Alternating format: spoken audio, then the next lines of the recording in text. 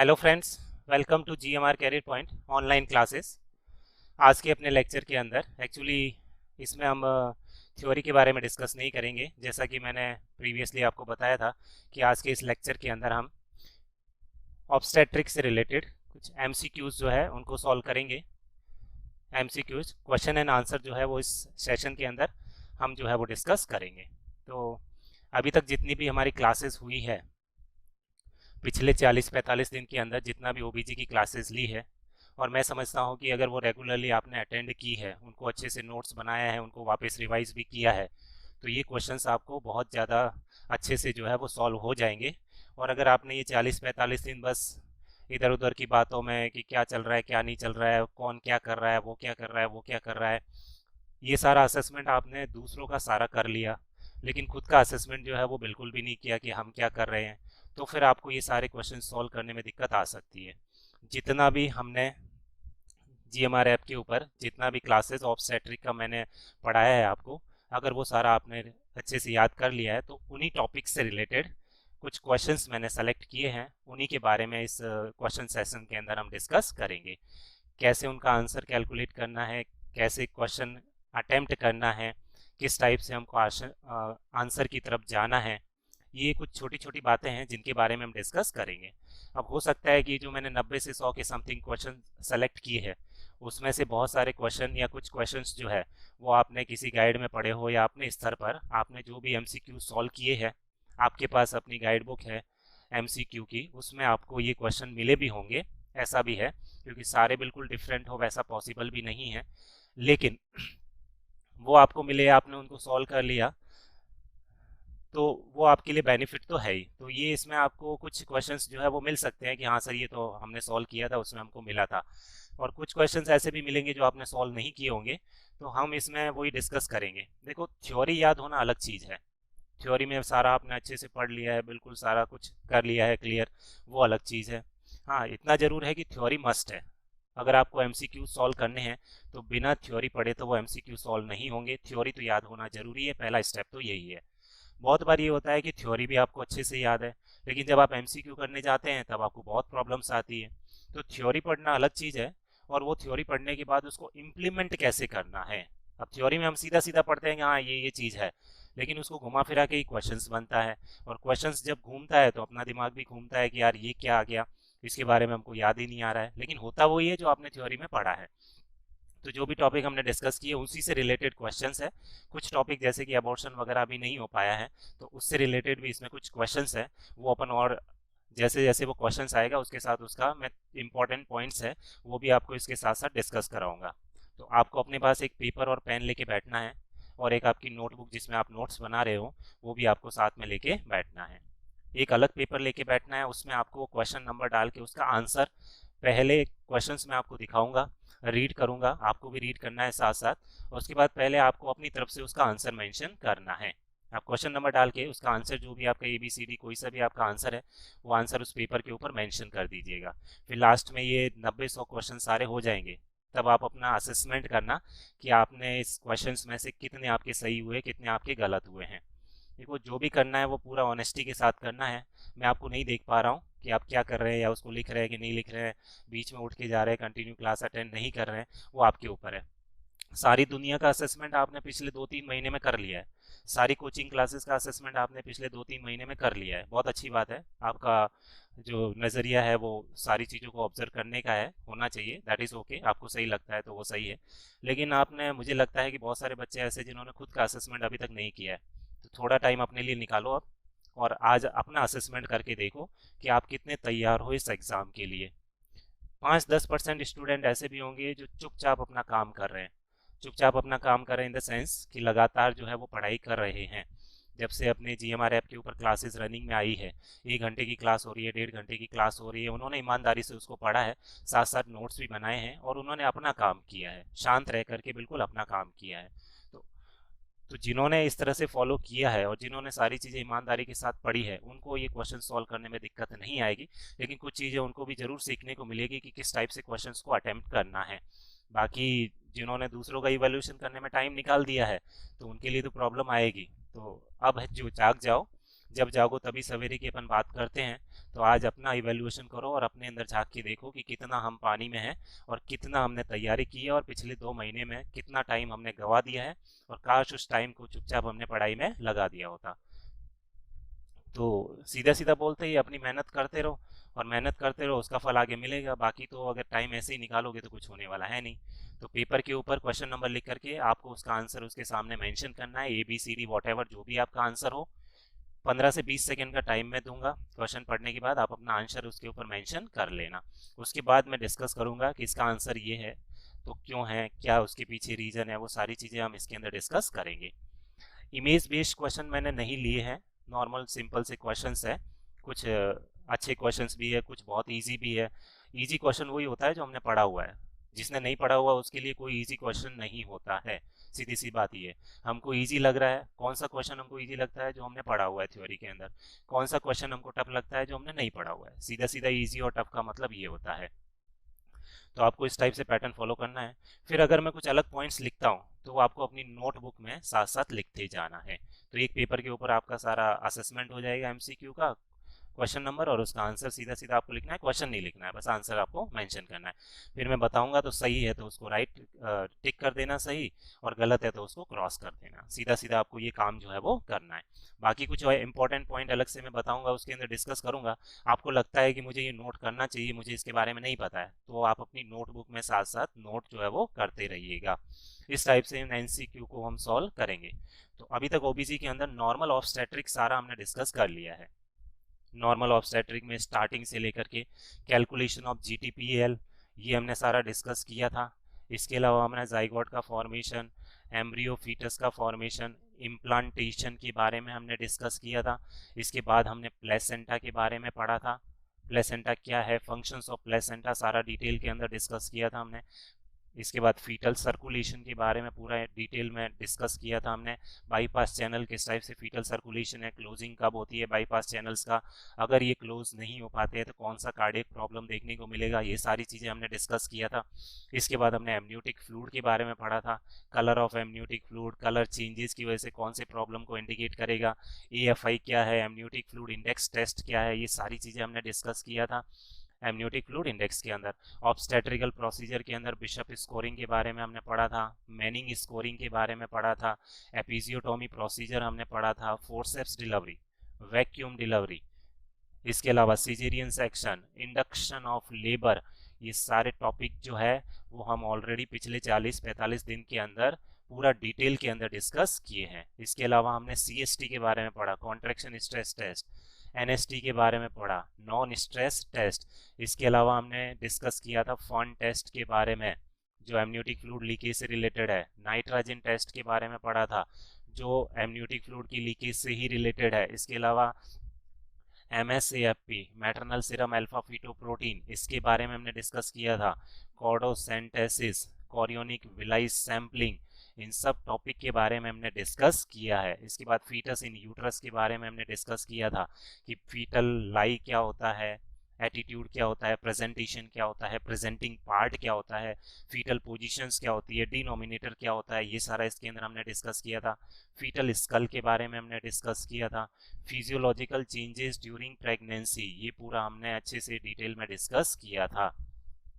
Physiological changes during pregnancy जिसमें cardiovascular changes, respiratory, renal, reproductive, GIT changes, skin changes, weight gain during pregnancy, metabolic changes, acid base balance, water balance, ये सारी चीज़ों के बारे में हमने फिजियोलॉजिकल चेंजेस ड्यूरिंग प्रेगनेंसी के अंदर डिस्कस किया था। फिर इसके बाद लेबर प्रोसेस के बारे में हमने डिस्कस किया था, पूरा कंप्लीट लेबर प्रोसेस, डेफिनेशन से लेकर के लास्ट मैनेजमेंट तक, partograph, events of labour, mechanism of labour, ये सारी चीज़ों के बारे में हमने लेबर के अंदर डिस्कस किया था।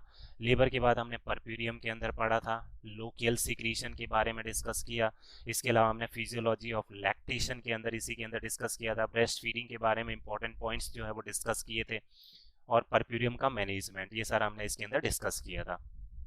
फिर इसके बाद में हमने एबनॉर्मल ऑब्स्टेट्रिक कुछ डिसऑर्डर्स के बारे में डिस्कस किया था। डिसऑर्डर्स में मल्टीपल प्रेगनेंसी हमने पढ़ा था, मोनोजाइगोटिक, डाइजाइगोटिक क्या होते हैं, क्या डिफरेंसेस है, किस टाइप से फॉर्मेशन है, आपस में जुड़े हुए बच्चे किस कंडीशन में होते हैं वो सब हमने डिस्कस किया था। मल्टीपल प्रेगनेंसी के बाद हमने एपीएच के बारे में डिस्कस किया था, एंटीपार्टम हेमरेज, जिसमें प्लेसेंटा प्रीविया और एब्रप्शियो प्लेसेंटा, इसके बारे में जो है वो हमने डिस्कस किया था। प्लेसेंटा प्रीविया, एब्रप्शियो प्लेसेंटा, तो ये सारे टॉपिक जो है वो हमने डिस्कस किए हैं। फिर एक क्विक रिव्यू हमने पढ़ा था पीआईएच के बारे में, जीडीएम के बारे में, इसके रिलेटेड डिटेल में हमने नहीं पढ़ा था। कुछ इंपॉर्टेंट पॉइंट्स जो एग्जाम के पॉइंट ऑफ व्यू से इंपॉर्टेंट है उनके बारे में हमने डिस्कस किया था। इसके अलावा हमने एक्टोपिक प्रेगनेंसी के इंपॉर्टेंट पॉइंट्स के बारे में डिस्कस किया था। ये सारे टॉपिक्स जो है वो हम ऑलरेडी क्लियर किए हैं। और लास्ट लेक्चर जो है वो ऑब्स्टेट्रिकल ग्रिप, ये हमने डिस्कस किया था। ये सारी चीज़ें हम डिस्कस ऑलरेडी कर चुके हैं पिछले 40 से 45 दिन के दौरान, और ये लगभग आपके 75 से 80% सिलेबस है एक तरह से ओबीजी का। और आई थिंक आपने ये भी बहुत अच्छे से पढ़ा है, तो ओबीजी के अंदर आपको ज़्यादा प्रॉब्लम नहीं आएगी अगर ये सारी चीज़ें आपने सही से पढ़ा हुआ है।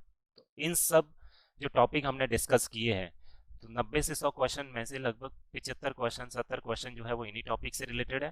20-25 क्वेश्चन जो है वो बाकी टॉपिक हो गया, जैसे कि अबॉर्शन के बारे में अभी मैंने नहीं पढ़ा है, हाइड्रेटिडिफॉर्म मोल के बारे में नहीं पढ़ा, हाइपरेमेसिस ग्रेविडेरम, ये कुछ टॉपिक बाकी है जो आगे अपन क्लासेस के अंदर उन टॉपिक को भी डिटेल में डिस्कस करेंगे। तो उनसे रिलेटेड भी कुछ क्वेश्चन है, तो उसके बारे में भी हम साथ साथ डिस्कस कर लेंगे।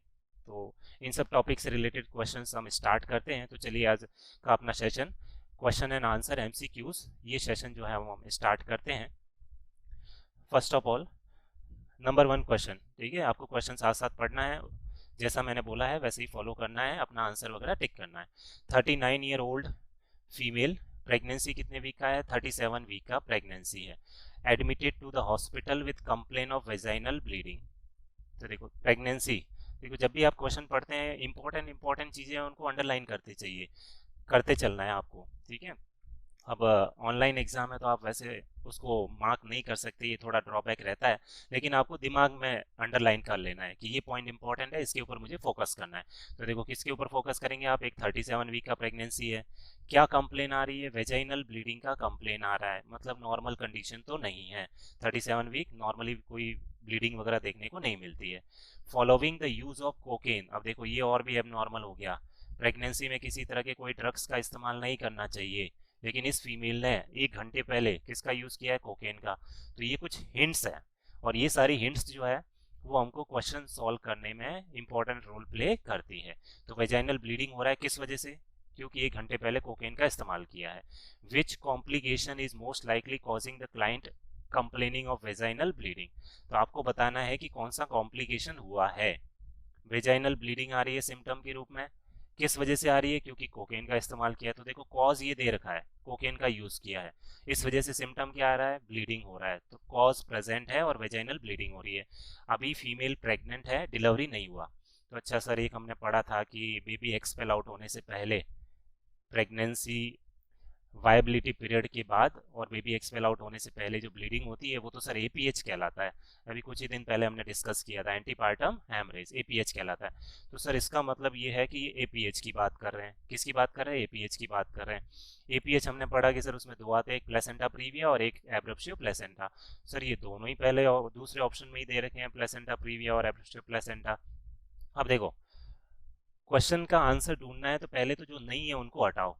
एक्टोपिक प्रेगनेंसी, अगर आपको डेफिनेशन मैंने पढ़ाया था याद हो कि एक्टोपिक प्रेगनेंसी में तो इम्प्लांटेशन जो है वो यूटरस के बाहर होता है, और एक्टोपिक प्रेगनेंसी 37 वीक तक जा नहीं सकती नॉर्मली। हाँ अपवाद जरूर है कि ट्यूब में भी बेबी डेवलप हुआ, डिलीवरी भी हो गई, बच्चा भी स्वस्थ, मदर भी, सब, वो अपवाद है, लेकिन नॉर्मली एक्टोपिक प्रेगनेंसी यहाँ तक पहुँचती नहीं है, मुश्किल से 8 वीक। और जैसे ही पता चलता है उसको टर्मिनेट ही करते हैं, कंटिन्यू तो करते ही नहीं है। तो सर एक्टोपिक प्रेगनेंसी तो इसका आंसर है ही नहीं, इसको तो हटा ही दो। स्पॉन्टेनियस एबॉर्शन, सर 37 वीक हो गए, अब कौन सा एबॉर्शन? एबॉर्शन तो जो है वो 22 वीक पहले ही होता है, तो ये भी नहीं है, ये दोनों तो हट गए। अब बचे अपने पास कितने हैं? 2 बचे, प्लेसेंटा प्रीविया और एब्रप्शियो प्लेसेंटा, ये 2 अपने पास बचे। इन दोनों में से कोई एक आंसर है, क्लियर है? 2 नहीं है उनको तो हटा ही दो, एक्टोपिक है ही नहीं, स्पॉन्टेनियस है ही नहीं, ये अपन को पता चल गया। आप अपना आंसर अब लिख देना, इसमें जो भी आपका आंसर है वो इन दोनों में से आंसर है। फिर मैं एक आंसर बता रहा हूँ, वो आपका सही हो तो टिक कर देना, अदरवाइज रॉन्ग कर देना। ओके, ईमानदारी से करना है, फायदा आपका है, मुझे कोई प्रॉब्लम नहीं है, लेकिन जितना आप ऑनेस्ट रहोगे उतना ही आपको पता चलेगा कि आप एग्जाम के लिए कितने प्रिपेयर हो। डर लग रहा है ना? नहीं सर हमारी पोल खुल जाएगी, हमारी तो तैयारी नहीं थी, हम तो 40-45 दिन से यूं ही देख रहे हैं कि कौन क्या कर रहा है ना। तो डर लग रहा है तो इसी वजह से, क्योंकि वेस्ट कर दिया टाइम। कोई बात नहीं, आपको पता तो चलेगा, डर के आगे जीत है। कंटिन्यू करते रहो आप लोग ईमानदारी के साथ, ठीक है। अब दो बचे हैं अपने पास, प्लेसेंटा प्रीविया और एब्रप्शियो प्लेसेंटा, इनमें से कोई एक होगा सर। अब इनमें से भी अगर आपको कंफर्म नहीं है, ठीक है, अगर इनमें से भी आपको कंफर्म नहीं है कि कौन सा आंसर हो, तो आपको अगर ये पता है कि इन दोनों में से ही है, तीसरा चौथा तो है ही नहीं, तो अगर आप रिस्क लेते हो तो कितना परसेंट चांसेस है आपके सही होने के? 50% चांसेस है कि सही होगा और 50% चांसेस है कि वो गलत होगा। नेगेटिव मार्किंग की भी अपन बात करते हैं। 50% पॉसिबिलिटी है कि सही होगा, 50% पॉसिबिलिटी है कि गलत होगा। अगर आप चारों में कंफ्यूज हो, चारों में से नहीं पता चल रहा होता अगर आपको कि यार कौन सा आंसर है, पता ही नहीं चल रहा है, नहीं कैलकुलेट कर पा रहे हैं, तो चारों में अगर आप एक कोशिश करते हो, ठीक है, रिस्क लेते हो, चारों का नहीं पता कौन सा आंसर होगा, आपने उसमें रिस्क ले लिया, तो आपका 25% पॉसिबिलिटी है कि वो सही होगा और 75% पॉसिबिलिटी है कि वो क्या होगा, गलत होगा। सर यहाँ तो 75% पॉसिबिलिटी ज़्यादा गलत होने की है। तो जब चारों में से कुछ भी पता नहीं चल रहा, उस क्वेश्चन को छोड़ो, आप अटेम्प्ट मत करो। नेगेटिव मार्किंग से बचने के लिए तरीका अपना सकते हैं आप। 75% पॉसिबिलिटी गलत होने की है अगर चारों में कन्फ्यूजन है। अगर दो में ही डाउट है तो आपकी 50% पॉसिबिलिटी है कि गलत होगा, लेकिन 50% पॉसिबिलिटी है कि सही भी हो सकता है। तो ऐसे क्वेश्चन में अगर आपको लगता है तो आप रिस्क ले सकते हो। बाकी फाइनल कॉल आपका होगा कि आपको अटेम्प्ट करना है या नहीं करना है। मैं मेरे पॉइंट ऑफ व्यू के हिसाब से बता रहा हूँ कि दो में है तो आप रिस्क लेने की कोशिश कर सकते हैं, क्योंकि ऐसा भी नहीं है ना कि 100 क्वेश्चन आए और आपने 50 ही किए और आप बैठ जाओ 50 के 50 मुझे पता है सही है, उसके बाद मुझे तो कोई रिस्क लेना ही नहीं है। दो में डाउट है तो भी रिस्क नहीं लेना है। तो देखो 50 क्वेश्चन सही हो गए तो 50% पर आजकल सिलेक्शन नहीं होता है। सिलेक्शन के लिए आपको 60% प्लस 60 प्लस चाहिए होता है। तो 50 सही करके भी आपका एक भी नेगेटिव नहीं है तो भी आपके सिलेक्शन के चांसेस कम हो जाते हैं। इसलिए थोड़ा बहुत रिस्क तो है वो लेना ही पड़ता है। रिस्क लाइफ में लेना ही पड़ता है, तभी आगे की तरफ अपन बढ़ पाते हैं। इसलिए रिस्क लेना है तो दो के डाउट में ले सकते हैं। अब इसका आंसर क्या होगा इन दोनों में से, इसकी अगर अपन बात करें तो देखो इसमें ब्लीडिंग क्यों हुआ? सब कुछ नॉर्मल चल रहा था, ब्लीडिंग किस वजह से हुआ कि सर इसने कोकेन का यूज कर लिया। तो कॉज यहाँ पर क्या है ब्लीडिंग का? यूज ऑफ कोकेन, ये यहाँ पर कॉज है ब्लीडिंग का।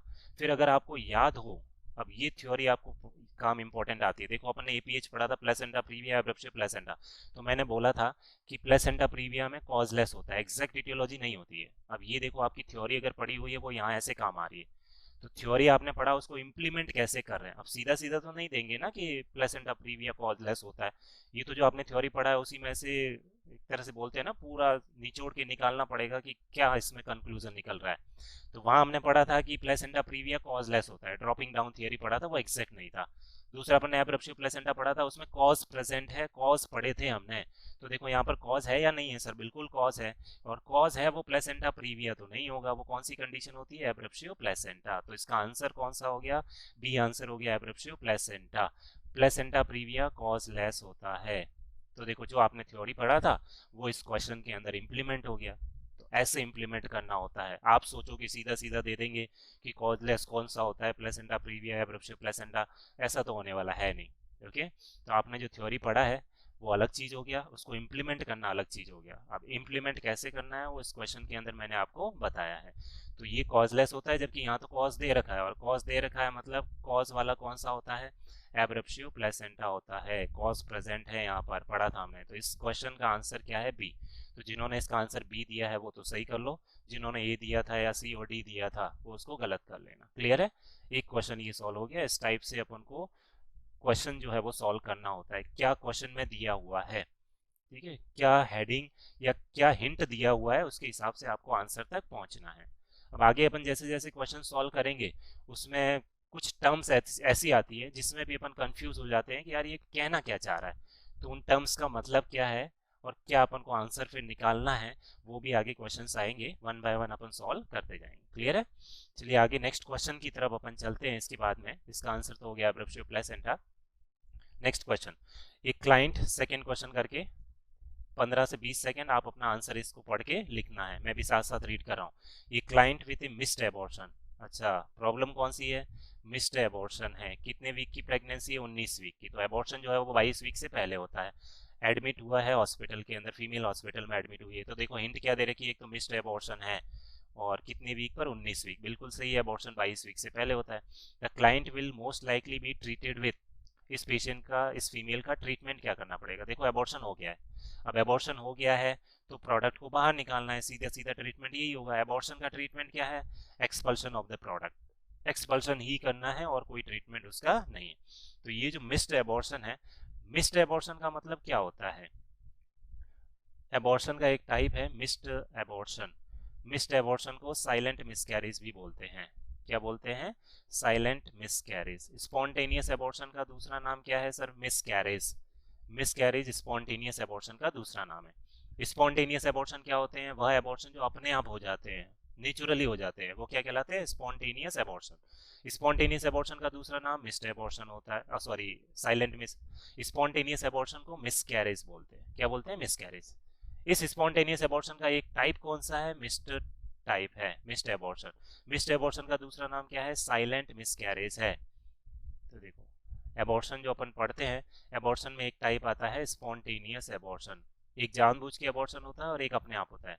तो स्पॉन्टेनियस एबॉर्शन, स्पॉन्टेनियस एबॉर्शन को ही क्या बोलते हैं, मिसकैरेज बोलते हैं। प्रेगनेंसी का कंटिन्यू नहीं हो पाना, कैरी नहीं हो पाना, मिसकैरेज। आप अपना आंसर लिख के रख लो इसका।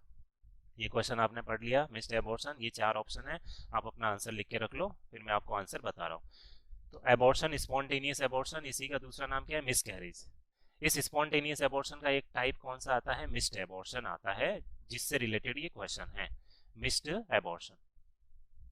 मिस्ड एबॉर्शन की अपन बात करते हैं, मिस्ड एबॉर्शन का ही दूसरा नाम क्या लिखा है, साइलेंट मिसकैरेज लिखा है। देखो साइलेंट का मतलब एबॉर्शन हो गया है लेकिन फीमेल को पता नहीं है, तो वह एबॉर्शन जो कंप्लीट हो गया, foetus is dead inside the uterus, foetus dead हो गया यूट्रस के अंदर, लेकिन फीमेल को उसके बारे में पता नहीं है, फीमेल को कोई जानकारी नहीं है कि एबॉर्शन हो गया है।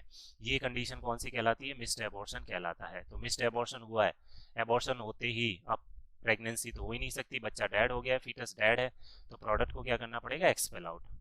एबॉर्शन कितने वीक पहले होता है, डेफिनेशन हमने पढ़ी थी, 22 वीक पहले होता है और वजन 500 ग्राम से कम होता है, उसी को एबॉर्शन बोलते हैं। प्रोडक्ट क्या कहलाता है, एबॉर्टस कहलाता है।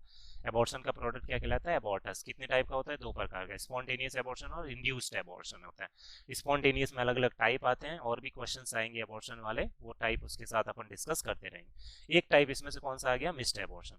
मिस्ड एबॉर्शन का डेफिनेशन क्या है कि सर एबॉर्शन हो गया है और फीमेल को पता नहीं है, साइलेंट इसीलिए बोला है कि फीमेल को पता नहीं है, जानकारी नहीं है, चुपचाप एबॉर्शन हो गया है, फीमेल को जानकारी नहीं है, मिस्ड एबॉर्शन। तो प्रोडक्ट डेड हो गया, बस उसको बाहर निकालना है। तो देखो बाहर निकालना है तो पहला ऑप्शन मैग्नीशियम सल्फेट, सर ये तो आंसर नहीं होगा। मैग्नीशियम सल्फेट पढ़ा था हमने, मैक्सेल थेरेपी, सर ये तो एंटी कन्वल्सिव मेडिकेशन है, एबॉर्शन में कोई लेना देना नहीं है इसका, तो ये तो आंसर होगा नहीं। कैल्शियम ग्लूकोनेट, सर ये इसका एंटीडोट होता है, ये भी आंसर नहीं होगा इसका, कैल्शियम ग्लूकोनेट। मैग्नीशियम सल्फेट की टॉक्सिसिटी होती है, पढ़ा था हमने, सारा डिस्कस कर चुके हैं। मैग्नीशियम सल्फेट की टॉक्सिसिटी होती है, टॉक्सिसिटी के क्या साइन आते हैं, कितना लेवल टॉक्सिसिटी को इंडिकेट करता है। अगर टॉक्सिसिटी है तो एंटीडोट के रूप में क्या काम में लेते हैं, कैल्शियम ग्लूकोनेट, तो ये भी इसका आंसर नहीं होगा, ये भी आंसर नहीं है। आपने अपना आंसर लिख दिया है, अब अपन डिस्कस कर रहे हैं। नेक्स्ट कौन सा है, डिनोप्रोस्टोन, और चौथा कौन सा है, ब्रोमोक्रिस्टिन पैराडल। तो इसमें से ये जो डिनोप्रोस्टोन है, प्रोस्टीन ई, ये क्या है सर, प्रोस्टाग्लैंडिन है।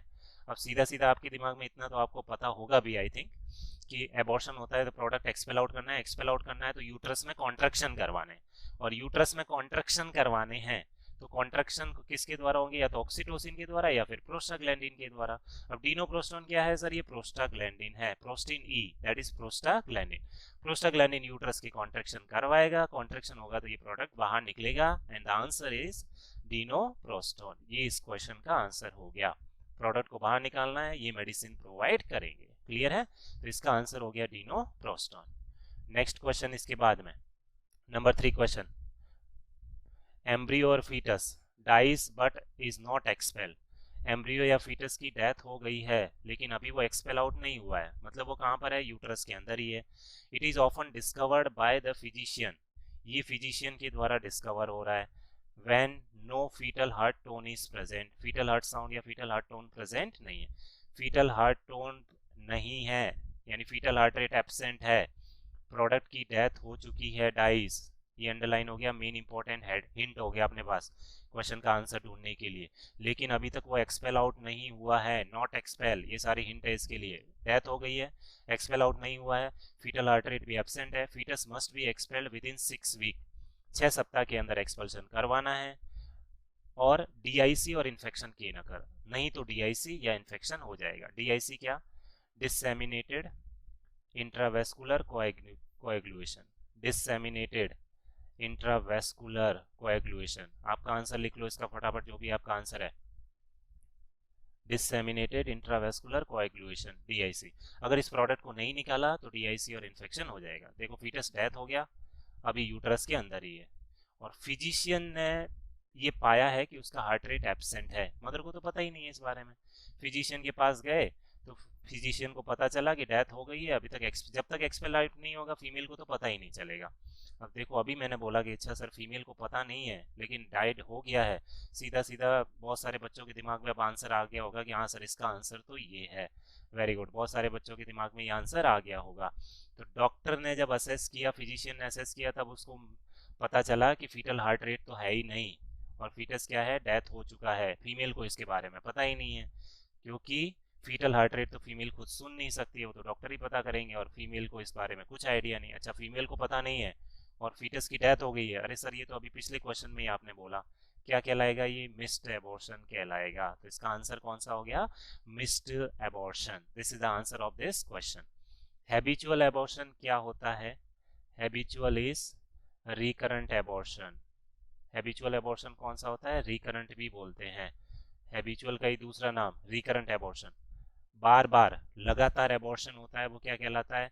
रिकरेंट एबॉर्शन कहलाता है। लगातार एबॉर्शन होना, कंटिन्यूअस 3 और मोर एबॉर्शन, इसी को हैबिचुअल एबॉर्शन बोलते हैं। ये इसकी डेफिनेशन है। तो देखो यहाँ तो कोई नंबर तो लिखे हुए नहीं है कि लगातार तीसरा एबॉर्शन है कि चौथा एबॉर्शन है, तो ये हैबिचुअल नहीं होगा। क्लियर है? ये क्यों नहीं होगा आंसर? क्योंकि सर इसमें लगातार 3 या उससे ज्यादा कुछ लिखा हुआ ही नहीं है, तो ये आंसर इसका होगा नहीं। हैबिचुअल एबॉर्शन का ही दूसरा नाम क्या है? Recurrent abortion. आदत पड़ गई, हैबिट हो गया है, बार बार एबॉर्शन हो रहा है और लगातार हो रहा है। लगातार कितनी बार होना चाहिए? 3 बार कम से कम होना चाहिए, या इससे ज्यादा बार।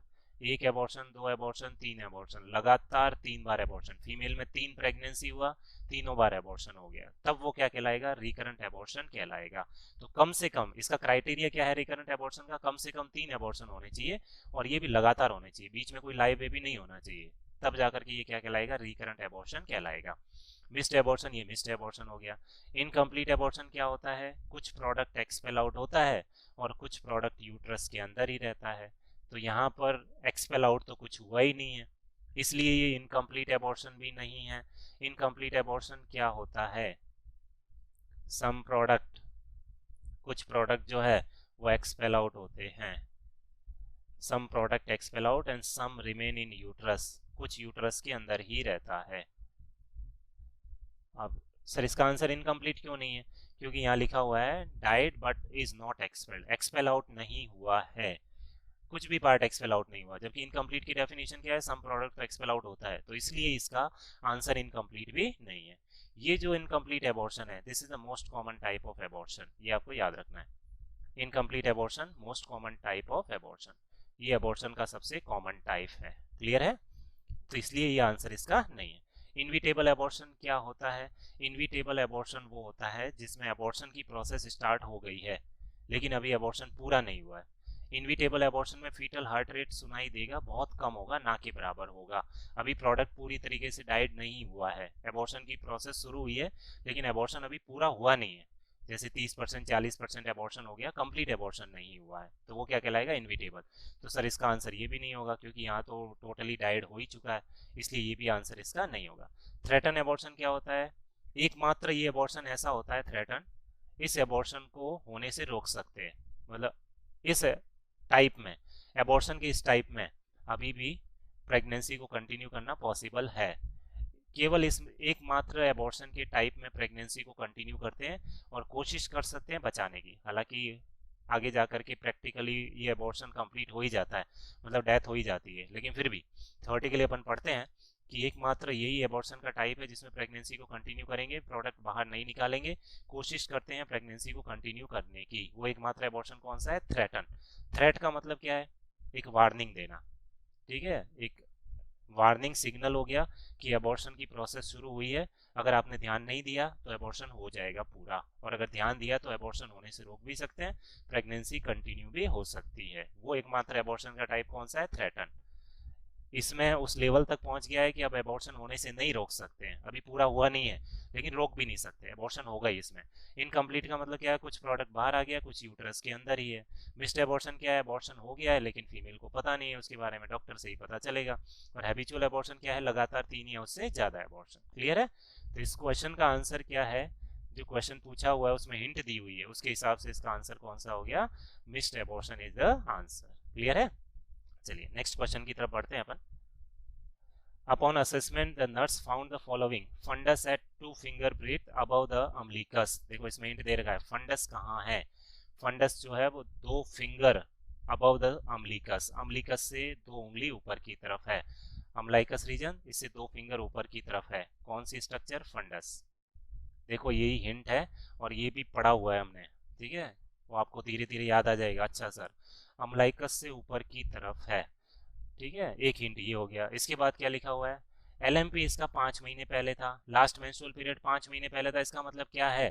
इसमें जेस्टेशनल एज जो है वो कितने सप्ताह की हो गई है सर? 20 वीक की हो गई है। ये प्रेगनेंसी कितने वीक की हो गई? 20 वीक की। 5 महीने 4 वीक से मल्टीप्लाई किया, कितना हो गया? ये 20 वीक हो गया। तो प्रेगनेंसी सर 20 वीक की है इसके अंदर। Foetal heart beat not appreciated, मतलब अच्छा नहीं है foetal heart beat. Which of the following is the most possible diagnosis of this condition? इस ये जो सारी चीजें लिख रखी है, तो बताओ इसमें से ये कौन सी प्रॉब्लम को इंडिकेट कर रहा है? सीधा सीधा ये लिखा हुआ है। देखो 20 वीक से दिमाग में आता है कि सर ये 22 वीक से पहले है, मतलब एबॉर्शन हो सकता है। क्या हो सकता है? ये एबॉर्शन हो सकता है। फीटल हार्ट रेट भी अच्छा नहीं है, मतलब एब्सेंट टाइप का ही है। Foetal heart rate is not appreciated, मतलब नहीं है। तो इसका मतलब ये एबॉर्शन हो सकता है। 20 वीक का टाइम भी है। एक तो दिमाग में आता है अपना एबॉर्शन हो सकता है, तो एबॉर्शन इसमें कहीं दिख रहा है? हाँ सर ये रहा एबॉर्शन, ये हो सकता है आंसर, ठीक है। पीआईडी, अब प्रेगनेंसी की बात है, पीआईडी वाला कुछ है नहीं यहाँ पर। पीआईडी का मतलब तो एक्सेसिव सिक्रीशन, ऑफेंसिव सिक्रीशन, वो सारी चीजें भी होना चाहिए। यहाँ ऐसा कुछ लिखा हुआ नहीं है, तो इसको तो आंसर हटा देते हैं। आपका आंसर इसमें से लिख लो, ठीक है, जो भी आपका आंसर है वो आप पहले मेंशन कर लो। आई होप कि आपने आंसर अपना मेंशन कर लिया होगा। पीआईडी ये तो नहीं है sir. Offensive secretion, excessive secretion, ऐसा कुछ लिखा हुआ नहीं है। फीवर के बारे में भी नहीं लिखा हुआ इसके अंदर। एक्टोपिक प्रेगनेंसी नहीं सर, 5 महीने हो गए, एक्टोपिक प्रेगनेंसी इतना कंटिन्यू होता ही नहीं है। ट्यूबल वाला कुछ हिंट भी नहीं है इसके अंदर, इसको भी हटा दो। अब बचे ये दो है, या तो आइडेंटिटी फॉर्म होल या फिर मिस्ड एबॉर्शन। ज़्यादातर स्टूडेंट को लग रहा है कि सर ये मिस्ड एबॉर्शन होगा, लेकिन इसका आंसर जो है वो हाइडेटिडिफॉर्म मोल है। इसका आंसर मिस्ड एबॉर्शन नहीं है, इसका आंसर है हाइडेटिडिफॉर्म मोल। तो करेक्ट आंसर इज हाइडेटिडिफॉर्म मोल। जिसका आंसर ये है वो टिक कर देना, बाकी क्रॉस कर लेना। Right answer is hydatidiform mole. Sir अब कैसे पता किया इन दोनों में से? हमको तो दोनों में कंफ्यूजन था, लेकिन हमको लगा कि एबॉर्शन ही होगा ये। हाइडेटिडिफॉर्म मोल अभी तक अपन ने नहीं पढ़ा है, लेकिन मिस्ड एबॉर्शन तो अभी मैंने आपको बताया कि क्या होता है। हाँ तो सर 20 वीक है, डेथ भी हो रही है, हार्ट रेट भी नहीं आ रही, तो एबॉर्शन ही हुआ ना सर। लेकिन एक हिंट यहाँ पर है जो एबॉर्शन और आइडेंटिटी फॉर्म मोल को डिफरेंस कर रही है। वो हिंट ये है, ये लिखा हुआ है। फंडस कहाँ पर है? फंडस 2 उंगली ऊपर है अम्बलिकस से, अम्बलिकस से 2 फिंगर ऊपर की तरफ। अभी प्रेगनेंसी कितने वीक की है सर? 20 वीक की है। तो इस हिसाब से अगर अपन देखते हैं तो हमने एक चीज पढ़ी थी। क्या पढ़ा था? कि सर हमने पढ़ा था कि 20-22 वीक पर फंडल हाइट, अगर आपको याद हो तो पढ़ा था, बस ये याद है तो आपका आंसर इसी से आएगा, और इसी से ये आंसर आया। 20-22 वीक पर हमने पढ़ा था कि फंडस जो है वो अम्लाइकस पर होता है। 20-22 वीक पर फंडस कहाँ पर होता है? At the level of अम्लाइकस। अरे हाँ सर, ये तो दिमाग में ही नहीं आया। यही तो जो थ्योरी पढ़ा है ना उसको ऐसे इम्प्लीमेंट किया जाता है। इसलिए बोलते हैं, हर बार बोलते हैं, और हर बार मैं क्लास में भी बोलता हूँ कि जब भी आप थ्योरी पढ़ लेते हो, क्लास में मैंने थ्योरी आपको पढ़ा दिया या किसी भी टीचर ने आपको थ्योरी पढ़ा दिया, उसके बाद घर जाके आपको एमसीक्यू सॉल्व करना बहुत ज़रूरी है। क्योंकि थ्योरी पढ़ लिया वो अलग बात है, मैंने अभी भी बोला आपको, उसको इम्प्लीमेंट कैसे करते हैं और कैसे क्वेश्चन का आंसर ढूंढ के निकालना पड़ता है, ये सारी चीज़ें इस टाइप से इम्प्लीमेंट होती है। और इसके साथ में फिर आपका टाइम बाउंडिंग होता है ना, वो और भी क्रिटिकल रोल प्ले करता है। एक तरफ टाइम जा रहा है, दिमाग तेज दौड़ाना है, तो इसके लिए बिल्कुल शार्प, और जो आपने अपने फ्री टाइम में एग्जाम से पहले अच्छे से मेहनत की है ना, वो अब यहाँ पर काम आती है। तो इसलिए अपन बोलते हैं यार वो भी क्लास में था, मैं भी क्लास में था, उसका सिलेक्शन हो गया, मेरा तो नहीं हुआ। ये डिफरेंस होते हैं बहुत सारे। ये छोटी छोटी बातें होती है जो आपके सिलेक्शन करवाना और नहीं करवाना के पीछे जिम्मेदार होती है। एक अच्छा स्टूडेंट, ईमानदारी से पढ़ाई करने वाला स्टूडेंट हर छोटी छोटी चीज़ को लिखता है क्लास का, हर उस चीज़ को याद करता है, जो टीचर बोलते हैं वही फॉलो करता है, वो जो उन्होंने कह दिया उसी हिसाब से पढ़ता है वो, तब जाकर के बेनिफिट मिलते हैं। और जो नहीं हो पाते हैं ना सिलेक्शन, वो अपनी मर्जी से चलते हैं। उनको लगता है कि हम अपने हिसाब से पढ़ लेंगे, लेकिन अपने हिसाब से नहीं हो पाता है। देखा ना अभी एग्जाम की डेट कितना जल्दी आपके डिक्लेयर कर दी, और ऐसा ही होता है। आपको पता भी है कि आजकल 1 महीने से ज़्यादा का टाइम देते ही नहीं है एग्जाम की प्रिपरेशन के लिए, फिर भी आप वेट करते रहते हो कि डेट आएगी तब पढ़ाई करेंगे। फिर तो होली आपसे पढ़ाई। फिर ये सब होने के बाद, नेगेटिव रिजल्ट आने के बाद, सारा ठीकरा आप किसके ऊपर फोड़ते हो? टीचर्स के ऊपर फोड़ते हो। खुद का ब्लेम नहीं करना होता, सारी गलती टीचर की होती है, उन्होंने ऐसे किया, उन्होंने वैसे किया। हर एक टीचर कोई सा भी हो, वो अपनी तरफ से पूरा एफर्ट लगाता है, अपनी तरफ से सारी कोशिश करता है। कमी रहती है वो स्टूडेंट की तरफ से रहती है। अगर आप इस कमी को पूरा कर लो तो आपके सिलेक्शन के चांसेस बहुत ज़्यादा हो जाते हैं। इसलिए बोलते हैं कि रोज का पढ़ाया हुआ रोज पढ़ना जरूरी है। और क्यों मेहनत करना जरूरी है, वो इसलिए बोलते हैं ताकि लास्ट टाइम आपके पास भले ही 5 दिन ही क्यों ना बचे हो, अपने आप को पहले से आपने इतना प्रिपेयर कर रखा है कि आपका एक दिन बाद ही एग्जाम क्यों ना हो, आप तैयार हो। आप मेंटली प्रिपेयर हो कि हाँ चल मैं एग्जाम के लिए तैयार हूँ सर, कभी भी एग्जाम हो जाए मैं देने के लिए रेडी हूँ। ये होती है प्रिपरेशन, ऐसे नहीं कि इंतजार करते रहो। तो चलिए इसका आंसर की अपन बात कर रहे थे। 20-22 वीक किस लेवल पर आता है? अम्लाइकस के लेवल पर होता है। लेकिन सर यहाँ पर 20 वीक की प्रेगनेंसी पर अम्लाइकस से भी ऊपर की तरफ दिख रहा है। कहाँ दिख रहा है? अम्लाइकस से भी ऊपर की तरफ। और अगर एबॉर्शन होता है तो उस कंडीशन में फीटस बहुत श्रिंक होता है। श्रिंक होता है तो इतनी फंडल हाइट नहीं मिलेगी, इतनी फंडल हाइट नहीं मिलेगी एबॉर्शन की कंडीशन में।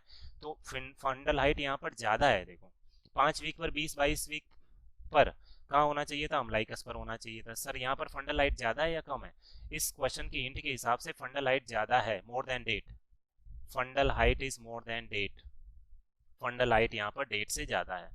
और एबॉर्शन की प्रोसेस में तो ऐसा होता नहीं है, होता ही नहीं है एबॉर्शन की प्रोसेस में ऐसा कि fundal height more than date हो, नहीं होता है। अगर ये लाइव भी होता तो अम्लिकस तक ही मिलता, लेकिन यहाँ पर तो ऊपर की तरफ है। तो ये जो fundal height more than date मिलती है वो किस में मिलती है सर? हाइड्रेटिडिफॉर्म मोल में मिलती है। ये इसका आंसर है, मिस्टर एबॉर्शन इसका आंसर नहीं है। हाइड्रेटिडिफॉर्म मोल जो होता है इसी को वेसिकुलर मोल बोलते हैं। क्या बोलते हैं इसको? वेसिकुलर मोल। इसी को मोलार प्रेगनेंसी भी बोलते हैं। हाइड्रेटिडिफॉर्म मोल, वेसिकुलर मोल, इसी को मोलार प्रेगनेंसी भी बोलते हैं। इसके अंदर ग्रेप लाइक क्लस्टर, ये इसके इंपॉर्टेंट पॉइंट बता रहा हूँ वो याद रखने हैं आपको। Grape like cluster expel out होता है वेजाइना के थ्रू। अंगूर के गुच्छे के समान संरचना वेजाइना के बाहर एक्सपेल आउट होगी तो फीमेल की कंप्लेन होगी कि something is expel out through the vagina. तो ये इंपॉर्टेंट पॉइंट इससे रिलेटेड याद रखने हैं, आइडेंटिटी फॉर्म मोल से रिलेटेड। कैसी अपीयरेंस होगी? Grape like cluster. वेसिकुलर मोल, मोलर प्रेगनेंसी भी बोलते हैं। इसी आइडेंटिटी फॉर्म मोल के अंदर यूएसजी करते हैं तो स्नो स्टॉर्म अपीयरेंस आती है। कैसी अपीयरेंस आती है? Snow storm appearance. यूएसजी में बहुत धुंधला धुंधला अपीयरेंस आती है। स्नो स्टॉर्म, बर्फ का तूफान, जैसे पूरा बर्फ बिखरा हुआ हो, इस टाइप की अपीयरेंस जो है वो आती है। और इस हाइड्रेटिडिफॉर्म मोल के अंदर, हाइड्रेटिडिफॉर्म मोल के अंदर 70% केसेस के अंदर, जितनी भी मोलर प्रेगनेंसी है उसमें 70% केसेस के अंदर fundal height more than date देखने को मिलती है। Fundal height more than date देखने को मिलती है, डेट से ज्यादा देखने को मिलती है। तो क्या इस क्वेश्चन में fundal height more than date है? हाँ सर बिल्कुल है, fundal height more than date है। और हाइड्रेटिडिफॉर्म मोल में फीटस जो है उसकी डेथ होती है, फीटल हार्ट रेट एब्सेंट होती है। तो देखो सारी चीजें, फीटल हार्ट रेट एब्सेंट है, नॉट एप्रिसिएबल, 5 महीने की प्रेगनेंसी है, फंडल हाइट भी ज्यादा है। तो 70% केसेस में फंडल हाइट क्या होती है? मोर देन डेट होती है। 20% में इक्वल होती है और 10% में कम भी मिल सकती है, लेकिन 70% तो क्या है? ज्यादा ही मिलती है। तो ये जो सारी चीजें हैं वो इशारा कर रही है कि इसका आंसर क्या है? हाइड्रेटिडिफॉर्म मोल है। हाइड्रेटिडिफॉर्म मोल से रिलेटेड ये इंपॉर्टेंट पॉइंट आपको याद रखने हैं। Grape like cluster, vesicular molar pregnancy, 70% cases में फंडल हाइट ज्यादा मिलती है। और सोनोग्राफी करते हैं तो कैसी अपीयरेंस आती है? स्नोस्टॉर्म अपीयरेंस आती है। This is the answer of this question. समझ में आ रही है कुछ चीज़ें आपको कि किस टाइप से आंसर कैलकुलेट कर रहे हैं? हाँ सर ये तो पता चल रहा है, लेकिन थ्योरी पढ़ा हुआ होना जरूरी है। कुल मिला के कंक्लूजन ये निकल रहा है। और जिनकी थ्योरी अच्छे से पढ़ी हुई है उनको तो आई थिंक एंजॉय कर रहे होंगे वो, कि हाँ सर बिल्कुल इस टाइप से क्वेश्चन हम सॉल्व कर रहे हैं। गलत हो रहे हैं कोई बात नहीं है, ठीक है। यहाँ गलती होगी, प्रैक्टिस में गलती होगी तो ही तो आप आगे गलती नहीं करोगे। यहाँ गलतियाँ जो है वो आपकी माफ़ी के काबिल है, लेकिन मेन एग्जाम में गलती हो गई तो वो माफ़ नहीं होगी। इसलिए यहाँ गलती हो रही है कोई बात नहीं, उस गलती से सीखो और कोशिश करते रहो साथ साथ। चलिए आगे बढ़ते हैं नेक्स्ट क्वेश्चन की तरफ। सम ऑफ द प्रोडक्ट आप और आर एक्सपेल आउट। कुछ प्रोडक्ट जो है वो क्या हो रहा है, एक्सपेल आउट हो रहा है, but the placenta remain attach.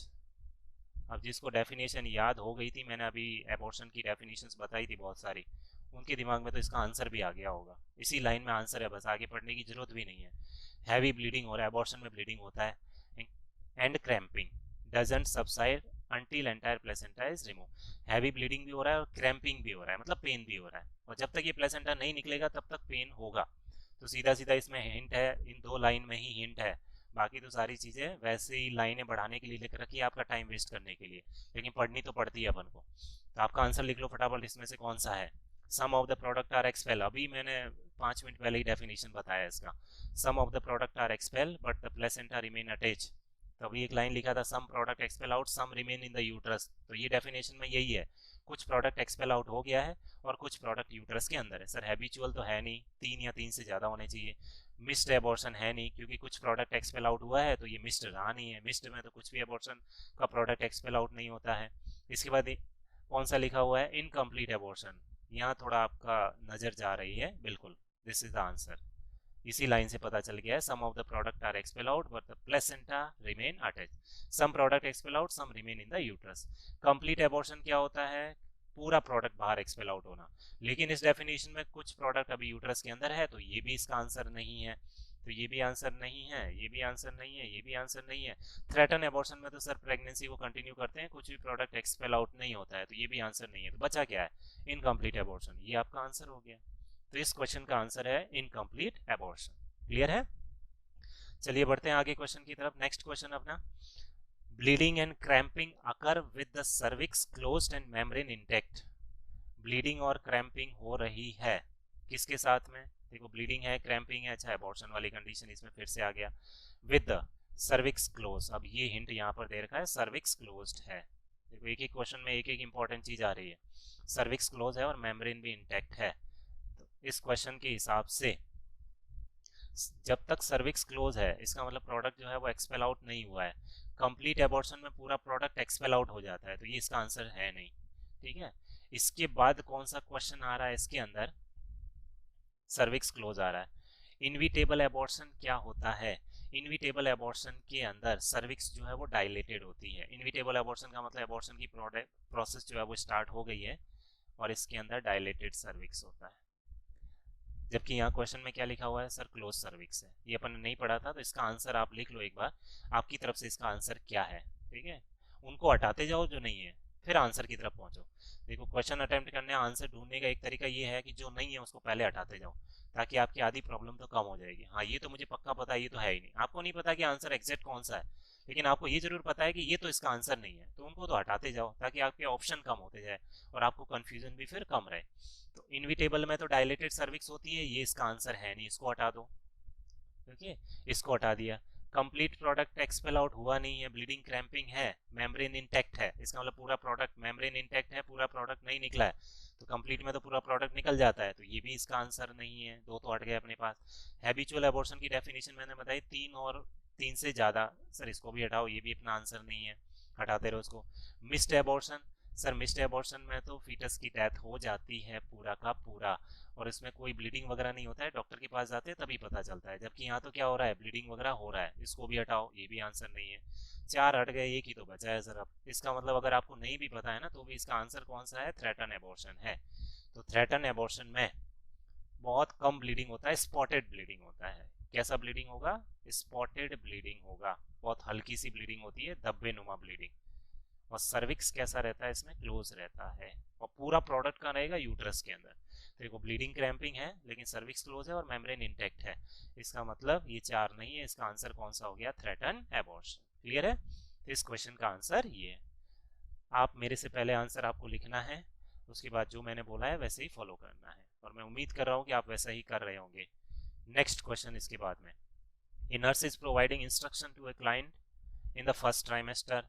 अच्छा, ये अंडरलाइन किया अपन ने, फर्स्ट ट्राइमेस्टर मतलब कितने वीक तक का है, 12 वीक तक का है, 12 वीक और उससे पहले पहले की बात कर रहे हैं, ठीक है। आगे क्या है इसमें, pregnancy, first trimester pregnancy, regarding measures to assist in reducing breast tenderness. अच्छा, ब्रेस्ट टेंडरनेस फर्स्ट ट्राइमेस्टर में होती है, पढ़ाया था मैंने आपको। अब जो भी पढ़ाया था ना वो सारा रिवीजन भी हो रहा है आपका एक साथ। ये क्वेश्चन सॉल्व करने का फायदा ये भी हो रहा है कि आपने जो भी पढ़ा था वो रिवीजन भी हो रहा है आपका। ब्रेस्ट टेंडरनेस, हाँ सर पढ़ा था, फर्स्ट ट्राइमेस्टर में होती है। Prickling sensation in the breast, breast में पिन चुभने की जैसा पेन होता है क्योंकि ब्रेस्ट की साइज बढ़ती है, ये हमने पढ़ा था इसके अंदर। फर्स्ट ट्राइमेस्टर के साइन सिम्टम पढ़े थे, वहां हमने डिस्कस किया था। तो अगर मदर को ऐसा हो रहा है तो नर्स इस मदर से क्या एक्सप्लेन करेगी, क्या कहेगी, तो नर्स इस पेशेंट को क्या कहेगी, ठीक है, इंस्ट्रक्शन दे रही है उसको कि फर्स्ट ट्राइमेस्टर में ब्रेस्ट टेंडरनेस हो रही है तो आपको क्या करना है, wash the breast with warm water and keep them dry. आप अपना आंसर लिख लो ऑप्शन पढ़ के, आपको अपना आंसर लिखना है। पहला ऑप्शन है wash the breast with warm water and keep them dry. Second option है wash the nipple and areola area daily with soap and massage the breast with lotion. Next इसके बाद है wear tight fitting blouse or dresses to provide support or avoid wearing a brazier। Brazier पहनना नहीं है। ये चार option इसके लिख रखे हैं, इसमें मेंशन कर रखे हैं, आप अपना आंसर लिख लो। अब मैं आपको एक्सप्लेन कर रहा हूँ कि इसका आंसर क्या रहेगा और बाकी कैसे अवॉइड करना है। पहला ऑप्शन है wash the breast with warm water and keep them dry, ठीक है, वार्म वाटर बिल्कुल ठीक है सर। मैंने आपको बोला था कि हर बार फीडिंग कराने से पहले, ये अपने पढ़ा था, तो वही अपन यहाँ अप्लाई कर सकते हैं कि मदर को हर बार फीडिंग कराने से पहले अपने ब्रेस्ट को क्लीन करना है। क्लीन किससे करते हैं, ल्यूक वार्म वाटर से करते हैं, ये मैंने आपको बोला था। तो हल्के गर्म पानी से साफ करना है, ल्यूक वार्म वाटर से इनको क्लीन करेंगे। वार्म से भी ज़्यादा बेटर क्या रहेगा, ल्यूक वार्म वाटर, इससे क्लीन करेंगे। तो ब्रेस्ट को ल्यूक वार्म वाटर या वार्म वाटर से क्लीन करना है। ल्यूक वार्म वाटर का टेम्परेचर कितना लिखा था, 80 से 90 डिग्री जो है वो अपन ने ल्यूक वार्म वाटर का टेम्परेचर जो है वो मेंशन किया था, 80 टू 90 डिग्री फॉरेनहाइट, सेंटीग्रेड ज़्यादा होगा, 80 टू 90 डिग्री फॉरेनहाइट। ये जो टेम्परेचर है, ये टेम्परेचर हमने मेंशन किया था किसके लिए काम में लेते हैं, that is the Luke warm और वार्म वाटर। दूसरा ऑप्शन क्या है, वॉश द निप्पल। देखो इस क्वेश्चन के अंदर फर्स्ट ट्राइमेस्टर 12 वीक की सारी हेडिंग हो गया। दूसरा option wash the nipple and areola daily with soap, नहीं सर, ब्रेस्ट की क्लीनिंग के लिए कभी भी सोप जो है वो काम में नहीं लेंगे। ब्रेस्ट निपल का क्लीनिंग सोप से कभी नहीं करना है, सोप जो है वो ड्राइनेस क्रिएट करता है, ड्राइनेस की वजह से क्रैक्ड निपल हो सकते हैं, इसलिए सोप का इस्तेमाल नहीं करेंगे। तो ये ऑप्शन तो हट गया sir. Wear tight fitting blouse, बिल्कुल नहीं, ब्रेस्ट की साइज ऑलरेडी बढ़ा हुआ है। टाइट फिटिंग ब्रेजियर और टाइट फिटिंग ब्लाउज जो है वो इस्तेमाल नहीं करेंगे, ये भी ऑप्शन हट गया। और ब्रेजियर बिल्कुल नहीं पहनना है, ये भी नहीं रहेगा। तो आपका आंसर क्या रहेगा, नंबर 1 बिल्कुल सही है, पहला answer. Wash the breast with warm water and keep them dry. Breast को हमेशा ल्यूक वार्म वाटर से क्लीन करेंगे, सोप का इस्तेमाल नहीं करेंगे, और क्लीन करने के साथ ही उनको ड्राई करना है, मॉइस्टनेस जो है वो ब्रेस्ट के ऊपर रहने नहीं देंगे। ये आंसर रहेगा इस क्वेश्चन का, आंसर ए इस क्वेश्चन का रहेगा। क्लियर है। नेक्स्ट अगले क्वेश्चन की तरफ चलते हैं। प्रेग्नेंट वुमन 32 वीक, 32 वीक की प्रेगनेंसी है, क्या महसूस हो रहा है उसको, फीलिंग डिजी, चक्कर आने जैसा महसूस हो रहा है, light headed while her fundal height is being measure. क्या प्रोसीजर हो रहा है, फंडल हाइट चेक कर रहे हैं। फंडल हाइट को मैकडोनाल्ड रूल अपन ने पढ़ा था, 12 वीक पर कहाँ है, 20 वीक पर कहाँ है, वो अपन ने पढ़ा था फंडल हाइट। तो फंडल हाइट एक फीमेल में चेक कर रहे हैं। कितने वीक की प्रेगनेंसी है, 32 वीक की प्रेगनेंसी है। Her skin is pale and moist, देखो उसकी स्किन भी कैसी दिखाई दे रही है, पेल। अब इससे आपके दिमाग में आना चाहिए कि पेल स्किन हमेशा ब्लड सप्लाई कम होने की कंडीशन में होती है। जब भी ब्लड की कमी होती है तो स्किन कैसी दिखाई देगी, पेल दिखाई देगी, एनीमिक टाइप की दिखाई देगी, मतलब ब्लड पूरा नहीं पहुंच रहा है। The nurse initial response would be, nurse का इनिशियल रेस्पॉन्स क्या होगा, तो देखो सारी हिंट दे रखी है। 32 वीक की प्रेगनेंसी है, थर्ड ट्राइमेस्टर वाला है। प्रॉब्लम क्या हो रही है, चक्कर आने जैसा महसूस हो रहा है। क्या प्रोसीजर कर रहे हैं, फंडल हाइट चेक कर रहे हैं, और स्किन भी कैसी है, पेल है, मतलब कुछ कुछ ब्लड सर्कुलेशन से रिलेटेड हो गया ये, ब्लड ऑक्सीजन की सप्लाई कम हो रही है मदर को, इसलिए चक्कर आ रहे हैं। अब देखो इसमें आंसर की तरफ अपन जाना है, आप अपने आंसर लिखो, जो भी आपका आंसर है। Assess the woman blood pressure and pulse, woman का बीपी और पल्स चेक करेंगे, पहला ऑप्शन ये है। रेज द वुमन्स लेग, पैरों को ऊपर उठाएंगे। Turn the woman on her side, और चौथा ऑप्शन है have the woman breathe into a paper bag, paper bag में ब्रीथ कराने के लिए बोलेंगे। ये चार ऑप्शन है, आपका आंसर आप मेंशन कर लो। अब मैं आपको बता रहा हूँ कि इसका आंसर जो है, करेक्ट आंसर जो है वो क्या होगा। तो ये सारी चीजें हैं। अब अगर अपन याद होगा, मतलब सर ये फंडल हाइट के असेसमेंट से रिलेटेड है, उसकी वजह से ये प्रॉब्लम हो रही है। तो अगर आपको याद हो फंडल हाइट वाला, फंडल हाइट का मेजरमेंट जो है वो कौन सी पोजीशन में करते हैं? सर सुपाइन पोजीशन में करते हैं। कौन सी पोजीशन में करते हैं? Supine position. फंडल हाइट का मेजरमेंट सुपाइन पोजीशन में करेंगे। तो देखते हैं कि फंडस कितना हाइट बढ़ा हुआ है। सुपाइन पोजीशन इसमें है, और प्रेग्नेंट लेडी के लिए सुपाइन पोजीशन अच्छी नहीं रहती है। प्रेग्नेंट लेडी के लिए बेस्ट कौन सी है? Side lateral position. साइड में भी कौन सी पढ़ा था, अगर आपको याद हो तो रिकॉल करो, क्या पढ़ा था हमने? प्रेग्नेंट लेडी को कौन सी पोजीशन एडवाइस करते हैं? Sir left lateral position advice करते हैं। लेफ्ट लेटरल पोजीशन सबसे बेस्ट है। सुपाइन पोजीशन से सुपाइन हाइपोटेंशन सिंड्रोम पढ़ा था हमने। ये भी पढ़ा था कि सुपाइन पोजीशन में फीमोरल वेन का प्रेशर बढ़ता है, स्टैंडिंग पोजीशन में सबसे ज्यादा होता है, ये अपन ने पढ़ा था। नॉर्मल फीमोरल वेन का प्रेशर 8 से 10 सेंटीमीटर ऑफ वाटर होता है। उसके बाद अपन ने पढ़ा था कि सिटिंग और सुपाइन पोजीशन के अंदर प्रेगनेंसी में फीमोरल वेन का प्रेशर 20 सेंटीमीटर ऑफ वाटर होता है, और स्टैंडिंग पोजीशन में तो 80 से 100 होता है। सर ये सारा हमने डिस्कस किया था, रिकॉल करो इस सबको। सुपाइन पोजीशन मदर के लिए सही नहीं है, इसकी वजह से कौन सा प्रॉब्लम होगा? ज्यादा देर तक सुपाइन पोजीशन है, सुपाइन हाइपोटेंशन सिंड्रोम। अच्छा सर, हाइपोटेंशन सिंड्रोम हो रहा है तो बीपी कम हो रहा है, वीनस रिटर्न कम हो रही है, वीनस रिटर्न कम हो रही है तो कार्डियक आउटपुट कम है, कार्डियक आउटपुट कम हो रही है तो बीपी कम हो रहा है। अच्छा सर, बीपी कम हो रहा है इसलिए मदर को चक्कर आ रहे हैं। तो मदर का चूंकि सुपाइन पोजीशन में है, फंडल हाइट असेस करने के लिए सुपाइन पोजीशन, इसकी वजह से कंप्रेशन बहुत ज्यादा हो रहा है, वेना केवा का कंप्रेशन ज्यादा हो रहा है, तो कार्डियक आउटपुट कम हो रहा है, कार्डियक आउटपुट कम हो रहा है तो मदर को ऑक्सीजन सप्लाई कम हो रही है, ऑक्सीजन सप्लाई कम हो रही है तो मदर को चक्कर आ रहे हैं। और स्किन कैसी दिखाई दे रही है? पेल, क्योंकि ब्लड पहुंच नहीं पा रहा है पूरा। तो ये सारा इस सुपाइन पोजीशन की वजह से हो रहा है। तो इमीडिएटली क्या करेंगे? अब आपके दिमाग में आंसर आ गया होगा, इसमें से लगभग सारी चीजें सही है, गलत कोई सा भी नहीं है। ठीक है, पहला क्वेश्चन ब्लड प्रेशर और पल्स चेक करना, ये भी सही है क्योंकि बीपी कम हो रहा है, तो ये भी चेक करेंगे अपन, गलत कोई सा भी नहीं है। अब ये चारों सही है, लेकिन इनमें से भी सबसे ज्यादा सही कौन सा, अब ये आपको चूज करना पड़ेगा क्योंकि आंसर तो एक ही रहेगा। तो इनमें से सबसे ज्यादा सही कौन सा है, या सबसे पहला काम क्या होगा? देखो बीपी चेक करना है, वो बीपी कफ लाना पड़ेगा, लगाना पड़ेगा, उसके बाद अपन चेक करेंगे, टाइम लगेगा उसमें थोड़ा सा। इस हिसाब से ये आंसर नहीं होगा, है तो सही लेकिन ये प्रायोरिटी नहीं होगा। रेज द वुमेन्स लेग, ये भी शॉर्ट टाइम के लिए है, इससे भी कोई ज़्यादा फर्क नहीं पड़ेगा, ये भी करेंगे लेकिन बाद में करेंगे। Turn the woman on her side, yes sir, ये इसका आंसर है सी, ये सबसे पहला काम करेंगे। मदर को इमीडिएटली लेफ्ट लेटरल पोजीशन में लेके आएंगे। लेफ्ट लेटरल पोजीशन मदर के लिए सबसे बेस्ट होती है। पोजीशन चेंज कर देंगे, वीनस रिटर्न बढ़ेगी, वीनस रिटर्न बढ़ेगी, कार्डियक आउटपुट बढ़ेगा, तो अपने आप मैनेज हो जाएगा। तो सबसे पहला काम पोजीशन चेंज करो, उसके बाद अपन बाकी काम कर सकते हैं। क्लियर है? तो इस क्वेश्चन में चारों सही है, लेकिन सबसे ज्यादा सही है वो कौन सा है? Answer is C. तो इसका आंसर सी हो गया। वुमन का सबसे पहले पोजीशन चेंज करेंगे। कैसे आंसर कैलकुलेट किया वो आपको डिस्क्राइब मैंने किया है, और यही थ्योरी में पढ़ा था हमने। सुपाइन पोजीशन नहीं, साइड लेटरल। साइड लेटरल में भी कौन सी पोजीशन बेस्ट है मदर के लिए? Left lateral position. क्लियर है? कुछ कुछ समझ में आ रहा है कि कैसे क्वेश्चन सॉल्व करने और आंसर निकालना है? इस टाइप से अपन आंसर सॉल्व करेंगे। ओके, क्वेश्चंस को सॉल्व करके आंसर निकालेंगे। नेक्स्ट क्वेश्चन की तरफ बढ़ते हैं। A nurse implemented teaching plan for a pregnant client who is newly diagnosed with GDM, gestational diabetes mellitus। तो ये तो डिजीज दे रखी है आपको, GDM। अच्छा, तो ये क्वेश्चन डायबिटीज के बारे में पूछ रहे हैं अपन से, दिमाग में पहले तो ये आ गया। अब आपने जितना भी पढ़ा हुआ है ना सारे सब्जेक्ट, उसमें से आपका दिमाग ढूंढ के निकालेगा कौन सा टॉपिक, GDM। और ये जितना फास्ट काम होगा ना उतना ही टाइम आपको कम लगेगा, तो सीधा आपको GDM टॉपिक के ऊपर आना है। हाँ, GDM में क्या पढ़ा था हमने? GDM की कुछ इंपॉर्टेंट पॉइंट्स मैंने बताए थे, बस उसी में से आंसर ढूंढना है अपन को। विच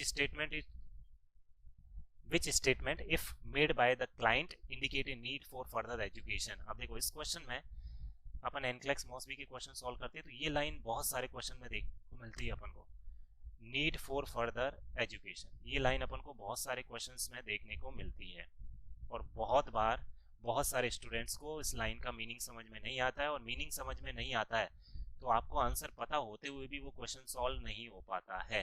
तो ये बहुत जगह आपको लाइन पढ़ी भी होगी आपने क्वेश्चन अपने बेसिस पे सॉल्व किए, तो बहुत जगह ऐसी इस टाइप से ये लाइन जो है वो क्वेश्चन में आया होगा। इस लाइन का क्या मतलब है? नीड फॉर फर्दर एजुकेशन, इस लाइन का मतलब ये है कि जो क्लाइंट है, क्लाइंट ने रॉन्ग आंसर दिया है, क्लाइंट गिव रॉन्ग आंसर, और वो कौन सा रॉन्ग आंसर है वो आपको ढूंढना है। तो इस लाइन का मतलब ये होता है कि क्लाइंट ने जो गलत बात बोली है ना, वो गलत बात ही इस क्वेश्चन का सही आंसर है। एक बार फिर से सुनो क्या बोल रहा हूँ मैं। इस लाइन का मतलब है नीड फॉर फर्दर एजुकेशन, भाई किसी भी व्यक्ति को और शिक्षा की जरूरत और उस चीज़ के बारे में बताने की जरूरत कब पड़ेगी, जैसे मैंने आपको कोई टॉपिक पढ़ाया, टॉपिक पढ़ाने के बाद मैंने आपको क्वेश्चन पूछा, क्वेश्चन पूछने पर आपका आंसर उसका गलत दिया आपने आंसर, इसका मतलब मैं क्या समझूंगा कि आपको वो चीज़ समझ में नहीं आई है, मुझे आपको वो चीज़ दोबारा एक्सप्लेन करनी पड़ेगी। तो मैं आपको, अगर आपने सही आंसर बता दिया तो मैं पूरा क्लियर है कि हाँ आपको समझ में आ गया और इसलिए आपने आंसर सही दिया है। आपने आंसर गलत दिया तो मुझे ये लग जाएगा, मुझे पता चल जाएगा कि आपको समझ में नहीं आया, समझ में नहीं आया तो मुझे दोबारा आपको एक्सप्लेन करना पड़ेगा। तो यहाँ पर भी वही है कि जो पेशेंट है, क्लाइंट है, वो गलत जवाब दे रहा है, गलत बता रहा है उस चीज़ के बारे में। तो गलत कब बताएगा, जब उसको समझ में नहीं आया, इसका मतलब नर्स को दोबारा से उसको समझाना पड़ेगा। तो इस लाइन का मतलब यही है, दोबारा उसको क्लाइंट को समझाना पड़ेगा, इसका मतलब क्लाइंट ने रॉन्ग आंसर दिया है। अगर वो सही आंसर देता तो समझाने की जरूरत नहीं पड़ता। तो अब आपको यही समझना है, जब भी ये लाइन लिखा हुआ आता है नीड फॉर फर्दर एजुकेशन, इसका मतलब ये है कि इस ऑप्शन में क्लाइंट ने कुछ गलत बात बोली है और वही आपका आंसर रहेगा। देखो पहला क्या है, I need to stay on the diabetic diet. अब जेस्टेशनल डायबिटीज मेलाइटस है तो उसको डायबिटिक डाइट लेना पड़ेगा, पढ़ा था हमने। डायबिटीज का सबसे पहले मैनेजमेंट ही किससे करेंगे, डाइट से। सबसे पहला डाइट आएगा, दूसरा एक्सरसाइज, और फिर इंसुलिन थेरेपी आता है। यही अपने सीक्वेंस अगर आपको याद हो तो बताया था मैंने, क्विक रिव्यू पढ़ा था जीडीएम का, उसमें मैंने आपको बताया था। तो इसमें देखो I need to stay on the diabetic diet बिल्कुल सही है। जब तक प्रेगनेंसी वाली कंडीशन है, शुगर बढ़ा हुआ है, डायबिटिक डाइट लेना पड़ेगा। डायबिटिक डाइट में मैंने आपको क्या बताया था, 50% कार्बोहाइड्रेट से पूर्ति करेंगे, 30% फैट से पूर्ति करेंगे और 20% जो है वो प्रोटीन से पूर्ति करेंगे। ये डायबिटिक डाइट हो गया, ये मैंने आपको बताया था। ये पेशेंट सही बोल रहा है। अगर पेशेंट बोल रहा है कि I need to stay on the diabetic diet, ये सही बोल रहा है, उसको आगे पढ़ाने की जरूरत नहीं है, इसका मतलब ये इसका आंसर नहीं है। ओके, सही बोल रहा है तो आगे पढ़ाने की जरूरत नहीं है, इसका मतलब ये आंसर नहीं है। आपको तो देखना है उसने गलत कौन सी बात बोली है, क्योंकि तभी आगे उसको पढ़ाना पड़ेगा, और यही क्वेश्चन पूछा है इसने, नीड फॉर फर्दर एजुकेशन। तो ये बात बिल्कुल सही है, इसका मतलब पेशेंट को जो पढ़ाया वो समझ में आ गया नर्स ने, इसको आगे एजुकेशन की आवश्यकता नहीं है। जबकि क्वेश्चन तो पूछ रहा है कि एजुकेशन की आवश्यकता है, इसका मतलब ये इसका आंसर नहीं है। दूसरा क्या है, I need to be aware of any infection and report sign of infection immediately to my health care worker. ये भी बिल्कुल सही बात बोल रहा है। ये भी बात पेशेंट अगर बोल रहा है मतलब उसको डायबिटीज़ के बारे में सारी चीज़ें अच्छे से समझ में आया है, क्योंकि डायबिटीज़ में अगर कोई वुंड हो जाता है, इंजरी हो जाता है, तो वो जल्दी से हील नहीं होती है। तो पेशेंट बोल रहा है कि अगर मेरे साथ ऐसा कुछ हुआ, इन्फेक्शन वगैरह कुछ हुआ, तो मैं तुरंत आके बताऊंगा अपने हेल्थ केयर प्रोवाइडर को। तो बिल्कुल सही बोल रहा है, ये भी इसका आंसर नहीं होगा। अगर ऐसी बातें बोल रहा है तो इसको तो सब समझ में आ गया, पढ़ाने की जरूरत ही नहीं है। तीसरा, I will perform glucose monitoring at home, बिल्कुल।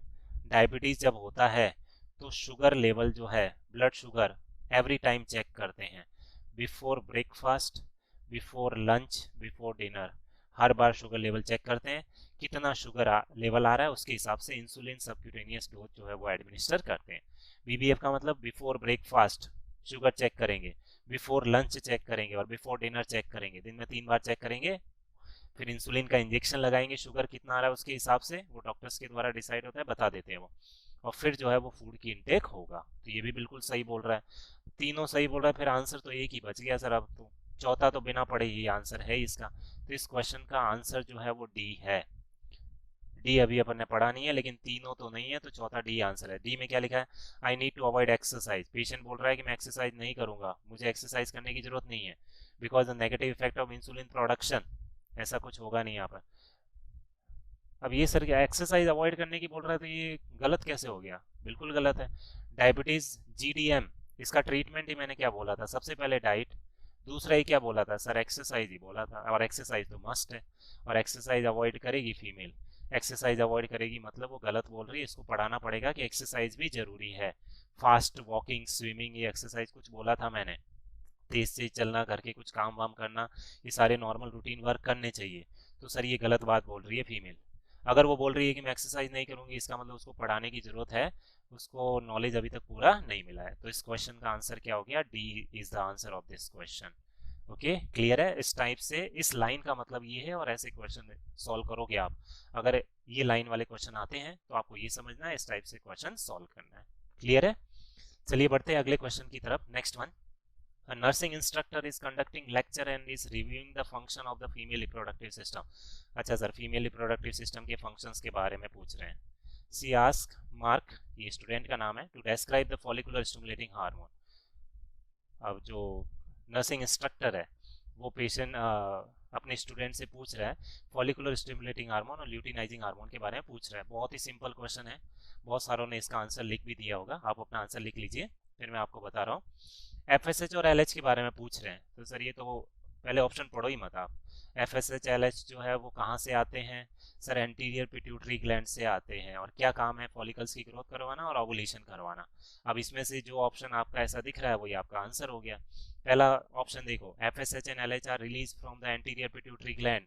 सर यही सही मिल गया अपन को, बिल्कुल सही बात है। एफएसएच और एलएच एंटीरियर पिट्यूटरी ग्लैंड से रिलीज होते हैं, बाकी पढ़ने की जरूरत ही नहीं है। लेकिन फिर भी सारे ऑप्शन पढ़ने चाहिए आपको। मैं आपको ये बोलूंगा कि सारे ऑप्शन पढ़ने चाहिए। क्या पता नीचे की तरफ बोथ भी दे रखा हो, ऑल ऑफ द अबव भी दे रखा हो, ऐसे भी हो सकता है। इस क्वेश्चन में नहीं है लेकिन ऐसा भी हो सकता है। इसलिए अगर आपको पहले में ही सही आंसर मिल गया तो भी चारों ऑप्शन पढ़ो, क्या पता आगे भी सही हो, बोथ वाला हो, ऑल ऑफ द अबव वाला हो। इसलिए सारे ऑप्शन पढ़ना जरूरी है। दूसरा अपन पढ़ते हैं, FSH and LH stimulate the formation of milk during pregnancy. बिल्कुल नहीं, मिल्क का स्टिमुलेशन इनका काम है ही नहीं। FSH and LH are secreted by adrenal gland. बिल्कुल नहीं, ये गलत हो गया, एड्रिनल ग्लैंड वाले है ही नहीं हार्मोन, पिट्यूटरी वाले हैं। FSH and LH are secreted by the corpus luteum of the ovary. No, anterior pituitary से आते हैं। कॉर्पस लूटियम से तो एस्ट्रोजन और प्रोजेस्टेरोन आते हैं। तो तीन गलत हो गए, सही आंसर इसका कौन सा हो गया? ए। ये तो बहुत ही सिंपल क्वेश्चन था। ओके, चलिए नेक्स्ट क्वेश्चन। इसके बाद, which of the following term apply to the tiny blanched slightly raised and arterioles. Arteriole जो है वो उभरी हुई है, बहुत बारीक। Blanch slightly raised arteries, arterioles जो है वो बहुत बारीक टाइप के हैं, हल्के हल्के हैं और उभरे हुए हैं, जो कि कहाँ दिखाई देते हैं? Face, neck, arms and chest during pregnancy. अच्छा सर, चेहरे के ऊपर बहुत बारीक रेड कलर की लाइनें, याद करो इमेज मैंने आपको दिखाया था। जितने भी हमने लेक्चर पढ़े थे उनके सारे प्रोसीजर्स वगैरह के, साइन सिम्टम वाले सारी इमेजेस मैंने आपको पढ़ाई थी, और वो इमेजेस एक तरह से क्वेश्चन के रूप में हो गया आपका कंप्लीट। इसलिए अब डायरेक्टली अपन सीधा लिखा हुआ क्वेश्चन कर रहे हैं। इमेजेस सब मैंने आपको बताया था। तो एक मैंने आपको बताया था फेस, अपन ने डिस्कस किया था फिजियोलॉजिकल चेंजेस ड्यूरिंग प्रेगनेंसी। कहाँ दिखाई दे रहा है सर? ये फेस, नेक, आर्म्स और चेस्ट ड्यूरिंग प्रेगनेंसी दिखाई दे रहे हैं, मतलब ये स्किन के ऊपर दिखाई दे रहा है। तो हाँ सर, स्किन चेंजेस में हमने क्या क्या पढ़ा था? लीनिया नाइग्रा पढ़ा था, टिलेंजिएक्टिक पढ़ा था, स्ट्राइक ग्रेविडेरम पढ़ा था, ये सारे डिस्कस किए थे। ये तो सर नहीं पढ़ा था अपन ने, बाकी अपन देखते हैं। तो स्किन चेंजेस से रिलेटेड है। लीनिया नाइग्रा नहीं सर, लीनिया नाइग्रा जो है वो एक ब्लैक ब्राउन पिगमेंटेशन होता है, और black brown pigmentation xiphoid process symphysis pubis होता है।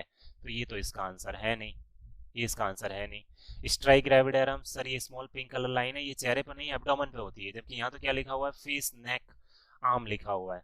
जबकि स्ट्राइक ग्रेविडेरम कहाँ होती है सर? ये तो एब्डोमेन के ऊपर होती है, पढ़ा था हमने strike gravidarum. Small pink colour line abdomen के ऊपर दिखाई देती है। जन्म के बाद स्ट्राई एल्बिकेंस व्हाइट कलर की लाइन में कन्वर्ट हो जाती है। नॉन प्रेग्नेंट कंडीशन, ओबेसिटी और कुशिंग सिंड्रोम में भी एब्डोमेन के ऊपर ये लाइनें दिखाई देती है, स्ट्राई दिखाई देती है, और प्रेगनेंसी में इनको स्ट्राइक ग्रेविडेरम बोलते हैं। सारा हमने डिटेल में डिस्कस किया था स्किन चेंजेस के अंदर। तो फिर बचा हुआ कौन सा है? टिलेंजिएक्टिक और एपिल्यूपिस है। ये तो सुना नहीं हमने नाम सर, टिलेंजिएक्टिक। एक अपन ने पढ़ा था स्पाइडर एंजियोमा, तो ये स्पाइडर एंजियोमा ही है। कौन सी कंडीशन है ये? स्पाइडर एंजियोमा।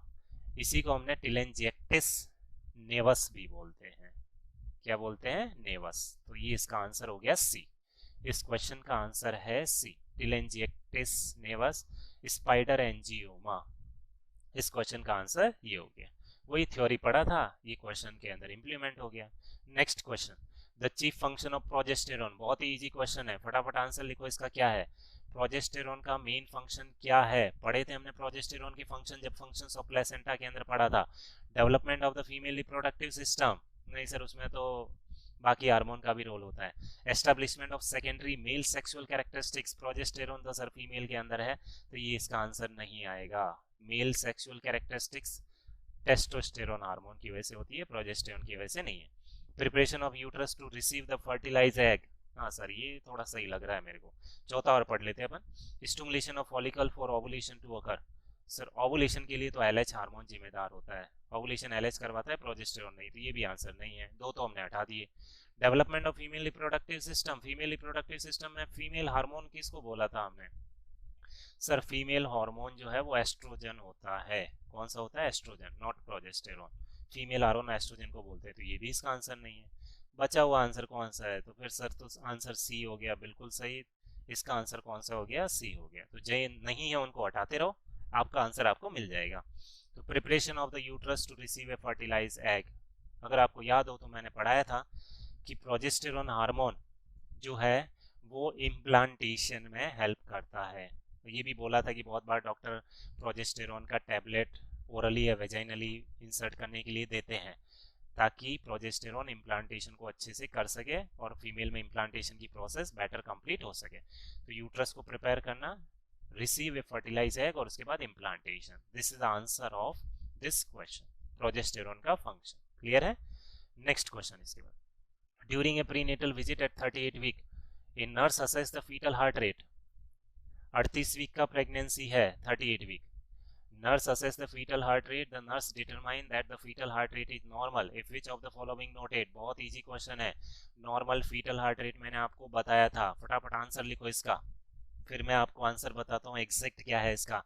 बहुत ही इजी क्वेश्चन है, किसी से गलत नहीं होना चाहिए। और ये भी गलत हो रहा है, इसका मतलब तो फिर बस आपने अपना इवेल्युएशन आज तक किया ही नहीं है कभी, और आपने जो मेन काम था वो तो किया ही नहीं है अपना पढ़ाई का। और मैं आप सबके लिए भगवान से प्रार्थना करूंगा कि जिसने मेहनत की ईमानदारी से, उसको उसकी मेहनत का फल जरूर मिले। अब देख लो आपने कितनी मेहनत की है, उसके हिसाब से आपको फल मिल जाएगा। बहुत इजी क्वेश्चन है, वो इजी सा आंसर है। फीटल हार्ट रेट नॉर्मल हमने पढ़ा था, नॉर्मल फीटल हार्ट रेट मैंने बताया था 110 टू 160 बीट्स पर मिनट। बस सर ये याद है, तो इसमें से आपका आंसर भी बिल्कुल रेडी है, 110 से 160। अब इसमें 80 बीपीएम, सर ये तो कम है, बिल्कुल कम आ रही है, तो ये नॉर्मल फीटल हार्ट रेट है ही नहीं। 180 सर ये बहुत ज़्यादा है, ये भी नहीं है आंसर। 100 सर ये भी कम आ रहा है। 150 हाँ सर ये बिल्कुल रेंज में आ रहा है। 110 160 बिल्कुल रेंज में है। 150 दिस इज द आंसर। इस क्वेश्चन का आंसर है डी। आई थिंक सबका ही सही होगा, 100% स्टूडेंट का, ये मुझे विश्वास है पूरा। ये भी गलत है तो फिर कुछ नहीं कहना, आगे बढ़ते हैं अपन अगले क्वेश्चन की तरफ। तो इसका आंसर हो गया 150 beats per minute, normal foetal heart rate. Next one, RhoGAM NTD, हाँ सर ये अपन ने पढ़ा था, एनटीडी का इंजेक्शंस के बारे में हमने डिस्कस किया था। रोगेम immunoglobulin is prescribed for a woman following delivery of a newborn infant and the nurse provide information to the woman about the purpose of the medication। देखो कौन सा इंजेक्शन लगा रहे हैं? रोगेम, ये इंजेक्शन लगा रहे हैं। फिर नर्स इंजेक्शन मदर को लगा रही है, उसके साथ इसका पर्पस एक्सप्लेन कर रही है। पर्पस ऑफ मेडिकेशन, क्यों लगाते हैं ये इंजेक्शन, क्यों लगाते हैं? अच्छा सर ये तो हमको पता है क्यों लगाते हैं ये इंजेक्शन, पढ़ाया था आपने, हमको याद भी है क्यों लगाते हैं इंजेक्शन। तो ऑप्शन देखिए, अपना आंसर लिखिए फटाफट, क्या आंसर है इसका, याद है तो फिर आगे बढ़ते हैं क्वेश्चन को। Nurse determine that the woman understand the purpose of the medication. Nurse ने उसका पर्पस बता दिया उसको, हाँ सर ये पर्पस होता है इसलिए इसको लगाते हैं। फिर nurse determine that the woman understand the purpose of the medication if the woman state that it will protect her next baby from which of the following। ये जो इंजेक्शन लगाया है रोगेम का, ये महिला को कौन सी प्रॉब्लम से प्रोटेक्ट करने का काम करेगा। तो ये इंजेक्शन क्यों लगाते हैं, सीधा सीधा ये पूछा हुआ है। ये इतनी बड़ी रामायण लिखी हुई है टाइम वेस्ट के लिए, सीधा सा पर्पज ये है कि रोगेम का इंजेक्शन क्यों लगाते हैं, कौन सी प्रॉब्लम ना हो। It will protect her next baby, अगले बच्चे को किस प्रॉब्लम से बचाने का काम करेगा, सीधा सीधा पूछा है क्यों लगाते हैं इंजेक्शन। तो डेवलपिंग रूबेला इन्फेक्शन नहीं, ये इसके लिए तो है ही नहीं, इसको हटा दो। Having RH positive blood, RH positive blood mother का तो RH नेगेटिव है, ये भी नहीं हो गया। अगला देखते हैं, डेवलपिंग फिजियोलॉजिकल जॉइंडिस, जॉइंडिस से इसका कोई लेना देना नहीं है। नेक्स्ट कौन सा है, being affected by RH incompatibility, हाँ सर इसी से बचाने के लिए तो लगा रहे हैं। अब याद करो जो मैंने पढ़ाया था, पढ़ा हुआ होता है। तो हिंट में रोगेम आ गया, रोगेम से सीधा आपके दिमाग में ये आना चाहिए, अच्छा sir father is positive mother is negative, आपने बताया था कि पहला बच्चा जो है वो पॉजिटिव हो रहा है, फर्स्ट बेबी, इसमें कोई प्रॉब्लम नहीं है, लेकिन इसका ब्लड जो है ये मदर के ब्लड के कांटेक्ट में अगर आ गया, मदर के ब्लड के कांटेक्ट में आ गया बच्चे का ब्लड, तो मदर में भी एंटिटी बन जाएगी, तो अगली बार से RH इनकॉम्पेटिबिलिटी होगी और इरिथ्रोब्लास्टोसिस फीटैलिस होगा, इरिथ्रोब्लास्टोसिस फीटैलिस होगा, यानी अगली बार से हर बार एबॉर्शन होगा, प्रेगनेंसी नहीं हो पाएगी। तो सीधा सीधा इसका आंसर कौन सा हो गया सर, डी आंसर है इसका तो सही, being affected by RH incompatibility, इससे बचाने के लिए, तो RH इनकॉम्पेटिबिलिटी से प्रोटेक्शन के लिए, अगले बच्चे के प्रोटेक्शन के लिए इंजेक्शन लगाते हैं, ये पर्पज है किसका, रोगेम का।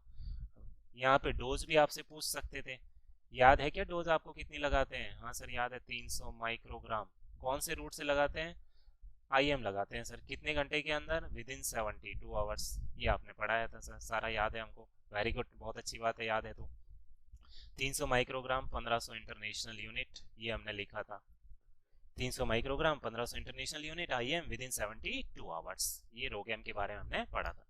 इन क्वेश्चंस के साथ आपका रिवीजन भी साथ साथ हो रहा है जो भी आपने पढ़ा है। A pregnant client is receiving magnesium sulphate, हाँ सर मैग्नीशियम सल्फेट पढ़ा था, आपने बताया था कि एंटी कन्वल्सिव मेडिकेशन है, सीवियर प्री एक्लेम्शिया में देते हैं, बताया था सर आपने, तो पहुंच जाओ सीवियर प्री एक्लेम्शिया के ऊपर, ये हिंट दे रखी है आपको, उस टॉपिक पे पहुंचना है। मैग्नीशियम सल्फेट दे रहे हैं किसके लिए, प्री एक्लेम्शिया के लिए, लिखा हुआ है इसके अंदर। In nurse determine the client is experiencing toxicity, अब इसकी टॉक्सिसिटी हो रही है, हाँ सर टॉक्सिसिटी आपने बताया था कि 12 मिली इक्विवेलेंट पर लीटर से ज़्यादा अगर होता है तो टॉक्सिसिटी होती है इस मेडिसिन से। टॉक्सिसिटी में आपको बताया था मैंने कि सबसे पहले क्या होगा, रिफ्लेक्स एक्टिविटी जो है, मसल टोन जो है वो डिक्रीज होती है, रिफ्लेक्स एक्टिविटी एब्सेंट होने लगती है, सबसे पहले आपने बताया था। और नर्सेज रेस्पॉन्सिबिलिटी में भी सर आपने यही बताया था कि सबसे पहला काम नी जर्क रिफ्लेक्स एक्टिविटी का असेसमेंट करना होता है। इसके अलावा रेस्पिरेटरी डिप्रेशन, CNS डिप्रेशन, ये सारे होते हैं। आपका आंसर लिखो फटाफट, क्या होगा इससे रिलेटेड। तो टॉक्सिसिटी के बारे में पूछ रहे हैं, मैग्नीशियम सल्फेट टॉक्सिसिटी, अरे सर ये तो आपने पढ़ाया था, अभी इसका आंसर हम बता देंगे आराम से, सॉल्व कर लिया होगा आपने। From the medication if which of the following is noted on assessment, तो टॉक्सिसिटी से रिलेटेड क्या फाइंडिंग आपको मिलेगी, तो अगर वो मैग्नीशियम सल्फेट वाले सारे पॉइंट्स मैंने बोला था इंपॉर्टेंट है, याद है, बस उसी से रिलेटेड ये क्वेश्चन आ गया आपके पास। पहला, रेस्पिरेशन ऑफ 10 पर मिनट, हाँ सर ये लग तो रहा है। टॉक्सिसिटी के अंदर आपने बताया था कि रेस्पिरेशन डिप्रेशन होता है, CNS डिप्रेशन होता है। फिर रिकॉल करो कि मैंने बोला था मैग्नीशियम सल्फेट थेरेपी को कंटिन्यू कब कर सकते हैं, उसके लिए 3 पैरामीटर लिखे थे। कंटिन्यू करने के 3 पैरामीटर क्या बताए थे सर आपने, कंटिन्यू करने के 3 पैरामीटर आपने बताए थे, एक तो रेस्पिरेशन रेट ही बताया था सर, रेस्पिरेशन रेट 12 से ज़्यादा होना चाहिए सर, आपने ये बताया था। यहाँ पर रेस्पिरेशन रेट कितनी है, 10 है, इसका मतलब ब्रैडीपनिया हो रहा है, ये क्या प्रॉब्लम हो रही है, ब्रैडीपनिया, यानी कि रेस्पिरेशन डिप्रेशन हो रहा है, और ये टॉक्सिक साइन सिम्टम में आता है, हाँ सर ये तो टॉक्सिसिटी में आता है, तो ये सही है सर। और आगे पढ़ते हैं अपन, क्या पता और भी सही मिल जाए, अदरवाइज ये तो सही है, बिल्कुल सही है। मैग्नीशियम सल्फेट टॉक्सिसिटी में रेस्पिरेशन रेट कम होता है, रेस्पिरेशन कम होता है, 12 से कम हो रहा है, और मैंने आपको बोला था अगर रेस्पिरेशन रेट 12 से कम है तो मैग्नीशियम सल्फेट को स्टॉप करेंगे, और 12 से ज़्यादा है तो कंटिन्यू करेंगे। सर आपने ये बोला था कि 12 से ज़्यादा कंटिन्यू करेंगे, ये कब बोला था कि 12 से कम स्टॉप करेंगे, अरे भाई अंडरस्टूड सी बात है ना, ये तो सारी चीज़ें थोड़ी बोली जाती है, कुछ तो आपको भी एफर्ट्स लगाने पड़ेंगे ना, यही तो दिमाग लगाना होता है क्वेश्चन के अंदर, कि सर ने बताया था कि 12 से ज़्यादा स्टॉप कर 12 से ज़्यादा अगर रेस्पिरेशन रेट है तो कंटिन्यू करना है, इसका मतलब मेरे बिना बताए ये अंडरस्टूड सी बात हो गई कि 12 से कम है तो स्टॉप करना है, यही जो है वो सेंस लगाना पड़ता है क्वेश्चन के अंदर। लेकिन नहीं, सर ने ये बताया नहीं कि 10 से कम पे स्टॉप करना है, ये तो बताया नहीं, पढ़ाया नहीं था हमको, क्वेश्चन आ गया एग्जाम में, सर को पढ़ाना चाहिए था, ऐसे फिर हम गलत हो जाते हैं। लेकिन ये नॉर्मल सी बात है, इतना तो दिमाग लगाना होता है, और अपन लगाते भी है, और बहुत सारों ने इसका आंसर भी दे दिया होगा। नेक्स्ट आगे अपन ऑप्शन देखते हैं, presence of deep tendon reflex, deep tendon reflex present है, सर प्रेजेंट है ये तो अच्छी बात है, और प्रेजेंट कब होता है, जब टॉक्सिसिटी नहीं होती है, तो ये इसका आंसर नहीं है। टॉक्सिसिटी होती तो ये भी एब्सेंट लिखते हैं अपन, यहाँ प्रेजेंट लिखता है, प्रेजेंट लिखा हुआ है, इसका मतलब डीप टेंडन रिफ्लेक्स सही है, इसका मतलब कोई टॉक्सिसिटी नहीं है। यहाँ तो टॉक्सिसिटी पूछ रहे हैं इसलिए ये आंसर नहीं है। प्रोटीन यूरिया और 3+, इसके अंदर प्रोटीन यूरिया वाली बात नहीं करेंगे। मैग्नीशियम टॉक्सिसिटी के अंदर रेस्पिरेशन, सीएनएस डिप्रेशन से रिलेटेड बात करते हैं, ये भी इसके अंदर आंसर नहीं रहेगा।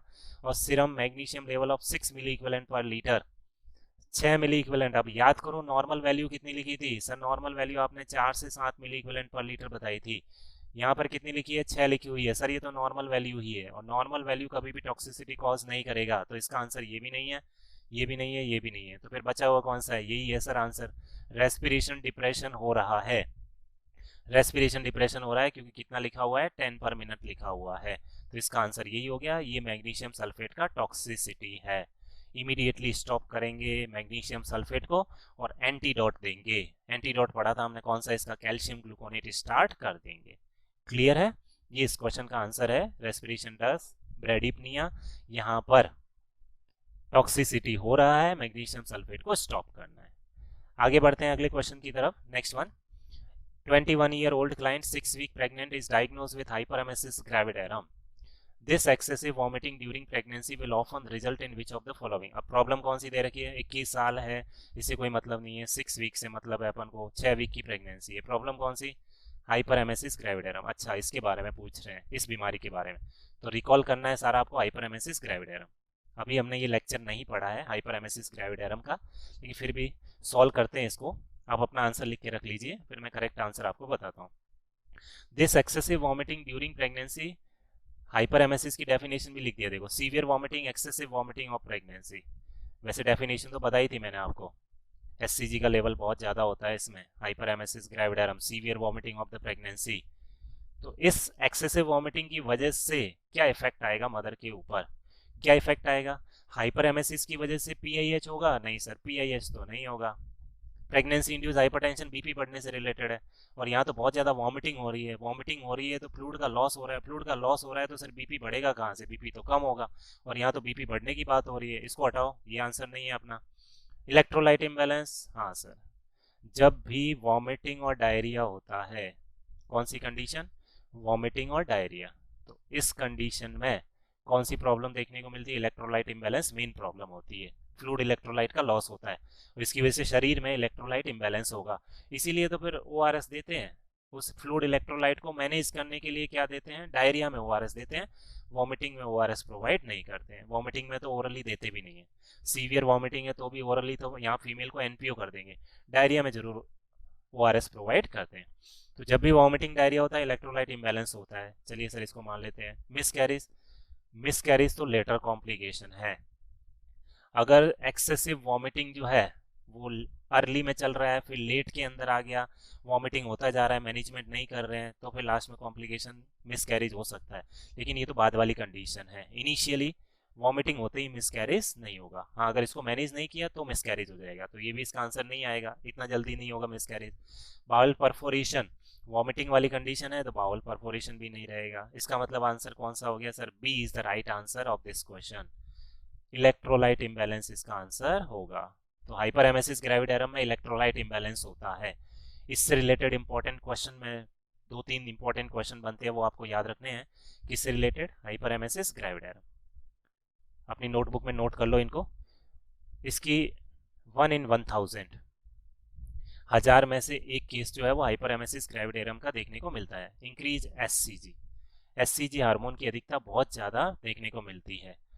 अर्ली साइन में क्या आता है इसके अंदर, hyperemesis gravidarum, early sign symptom के अंदर इसके अंदर क्या आता है, metabolic alkalosis.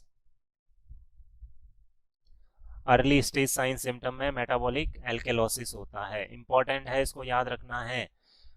हाइपरएमेसिस gravidarum early sign में क्या आएगा, मेटाबॉलिक एल्केलोसिस आएगा। एल्केलोसिस किस वजह से, due to loss of gastric content, क्योंकि वॉमिटिंग हो रही है तो स्टोमक कंटेंट का लॉस हो रहा है, और स्टोमक में क्या है सर, HCl है, और एसिड का लॉस हो रहा है, एसिड का लॉस हो रहा है तो एल्केलोसिस होगा, तो मेटाबॉलिक एल्केलोसिस होगा। क्या होगा और विथ रीजन याद रखना है, इंपॉर्टेंट है, याद रखना है इसको। हाइपर एमेसिस ग्रेविडेरम की कंडीशन में अर्ली साइन में क्या आएगा, मेटाबॉलिक एल्केलोसिस होगा। किस वजह से? क्योंकि सर गैस्ट्रिक कंटेंट का लॉस हो रहा है, स्टोमक कंटेंट लॉस हो रहा है वॉमिटिंग के साथ, और स्टोमक में क्या है सर, गैस्ट्रिक जूस है, गैस्ट्रिक जूस में क्या है सर, HCl है। कुल मिला के एसिड का लॉस हो रहा है तो एल्केलोसिस होगा, तो दिस इज मेटाबॉलिक एल्केलोसिस।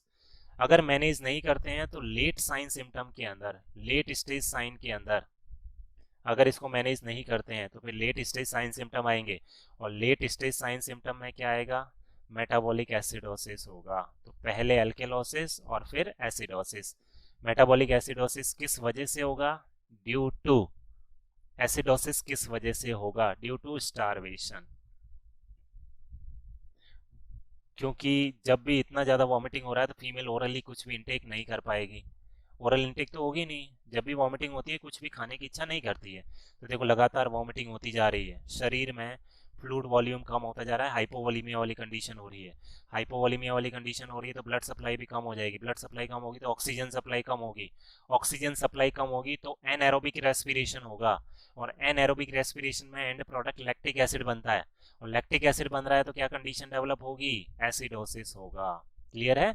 तो लेट स्टेज के अंदर क्या आएगा, मेटाबॉलिक एसिडोसिस। किस वजह से? स्टारवेशन की वजह से। तो ये दोनों इंपॉर्टेंट पॉइंट है, इनको याद रखने। अर्ली स्टेज में तो एल्केलोसिस होगा और लेट में एसिडोसिस। अर्ली में एल्केलोसिस क्यों होता है सर, गैस्ट्रिक कंटेंट का लॉस हो रहा है। लेट में एसिडोसिस क्यों हो रहा है, क्योंकि सर एनारोबिक रेस्पिरेशन होने लग जाएगा, एनारोबिक रेस्पिरेशन में लैक्टिक एसिड बनता है, लैक्टिक एसिड बनता है तो फिर कौन सी कंडीशन आएगी, एसिडोसिस। स्टारवेशन का मतलब भूखमरी जिसको बोलते हैं। तो ओरली कुछ भी इंटेक नहीं होगा तो शरीर में न्यूट्रिएंट की भी क्या हो जाएगी, कमी हो जाएगी, न्यूट्रिएंट की कमी हो जाएगी, ऑक्सीजन की कमी हो जाएगी, ब्लड सप्लाई की कमी हो जाएगी, एनारोबिक रेस्पिरेशन होगा, एनारोबिक रेस्पिरेशन होगा तो लैक्टिक एसिड बनेगा तो मेटाबॉलिक एसिडोसिस। क्लियर है? नेक्स्ट क्वेश्चन जो इस हाइपर एमेसिस ग्रेविडेरम में से आया हुआ है वो ये क्वेश्चन है कि हाइपर एमेसिस ग्रेविडेरम का मेन कॉम्प्लिकेशन क्या है। Main complication of hyperemesis gravidarum, main complication hyperemesis का ये है कि सर वर्निक्स एनसेफेलोपैथी होता है।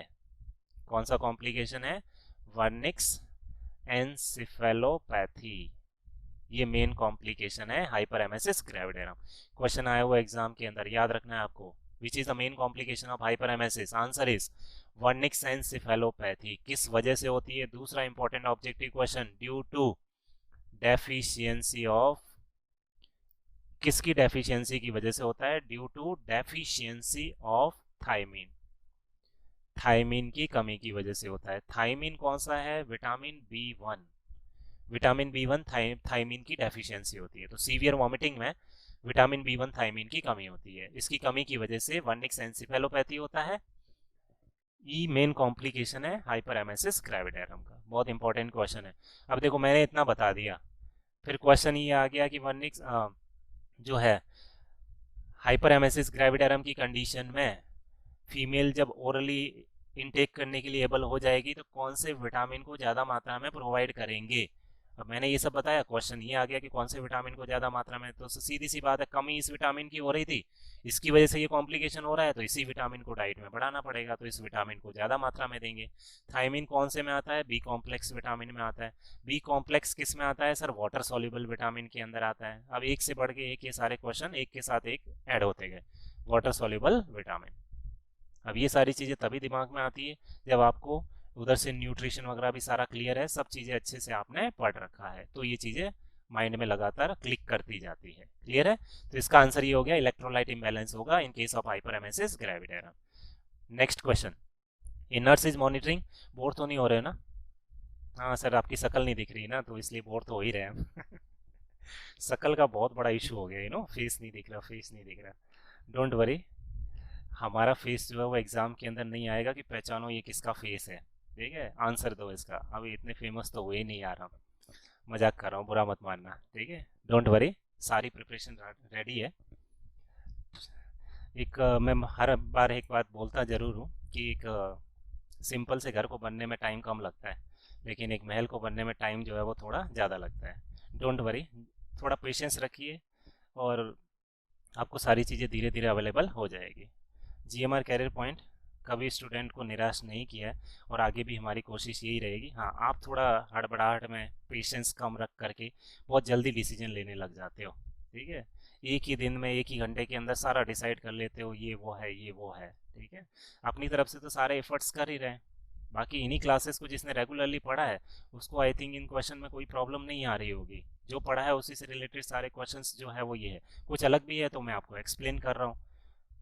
तो शक्ल जो है, फेस जो है वो मैटर नहीं कर रहा है अभी फ़िलहाल। इम्पोर्टेंट ये है कि कंटेंट क्या आ रहे हैं और ये हमारी पढ़ाई के हिसाब से इम्पोर्टेंट है या नहीं है, ये मैटर करना है। लेकिन आप ये सब चीज़ें छोड़ करके बस एक ही पॉइंट पे बैठ के है कि सर फेस नहीं दिख रहा है। हाँ, मैं मानता हूँ कि फेस दिखने से थोड़ा कनेक्शन वगैरह ये सारी चीज़ें हो गया, लेकिन ऑनलाइन क्लास में आपको हमारा फेस दिख जाए, हमको तो आपका नहीं दिख रहा ना। कितना टिपिकल है ये हमारे लिए कि एक अकेले कमरे में हम बैठे हुए हैं, अकेले कमरे के अंदर क्लास चल रही है, ठीक है। हम सामने देखते हैं तो हमको कुछ दिख ही नहीं रहा है। कभी कभी ऐसा लगता है कि हम अकेले ही बड़बड़ा रहे हैं बैठ के, पढ़ा किसको रहे, सामने तो कुछ दिख ही नहीं रहा है। लेकिन फिर भी हम कोशिश कर रहे हैं, हिम्मत कर रहे हैं, हम ये मान के चल रहे हैं कि नहीं यार, इसमें से स्टूडेंट का कुछ भी फ़ायदा हो जाए। इतने सारे स्टूडेंट पढ़ रहे हैं, इसमें से सिलेक्शन हो जाए स्टूडेंट का, तो इससे बड़ी बात तो कोई हो ही नहीं सकती। फिर हम बैठ के अकेले ही क्यों नहीं पढ़ा रहे हो। तो हम भी तो इमेजिन कर रहे हैं ना, आपकी तरह हम भी तो परेशान हो ही रहे हैं, हमको भी तो प्रॉब्लम देखनी पड़ रही है। अकेले बैठ के पढ़ाना जब सामने कोई है ही नहीं, कितना टिपिकल होता है। आप खुद अपने आप को पढ़ा के देखना, कभी अपने आप को पढ़ाने की कोशिश करना, कितना टिपिकल होता है। तो हमारे लिए भी चीज़ें आसान नहीं है। इसलिए जो भी जहाँ से जैसा आपको पढ़ने को मिल रहा है, नुकसान कहीं पर नहीं है आपको। बस पढ़ने की इच्छा होनी चाहिए आपकी, और ये डेडिकेशन होना चाहिए कि नहीं यार, एग्ज़ाम है, मुझे तो पढ़ना है, आगे और भी एग्ज़ाम आएंगे, उसके लिए भी मुझे तैयारी करनी है, तो मैं जितना भी जहाँ से भी पढ़ सकूँ बस पढ़ लूँ। अपनी तरफ से सब अच्छा करने की कोशिश कर रहे हैं। आपका नुकसान, आपका जो है कुछ बुरा हो जाए, ऐसा किसी की भी मंशा नहीं है। किसी भी टीचर की ऐसी मंशा जो है वो नहीं हो सकती अपने स्टूडेंट के प्रति, और है भी नहीं। बस आप अपनी तरफ से टीचर के लिए भी थोड़ा जो है वो रेस्पेक्ट रखिए, नो। टीचर के लिए भी पूरी आस्था रखिए, उनके ऊपर विश्वास रखिए कि नहीं, वो हमको बता रहे हैं, वो सही गाइडेंस कर रहे हैं, हम उसी दिशा में आगे बढ़ेंगे। तो आप उनके ऊपर भी भरोसा रखिए, नो। हम उस देश के निवासी हैं जहाँ पर एकलव्य जैसे स्टूडेंट, शिष्य जो है वो हुए हैं, जिन्होंने गुरु की आवाज़ भी नहीं सुनी, केवल उनकी मूर्ति रख करके ही सारी एजुकेशन प्राप्त कर ली। हाँ सर, तो एकलव्य जैसे अब तो नहीं हो सकते, द्रोणाचार्य जैसे टीचर भी नहीं है, तो एकलव्य जैसे स्टूडेंट भी नहीं हो सकते, सीधी सी बात है।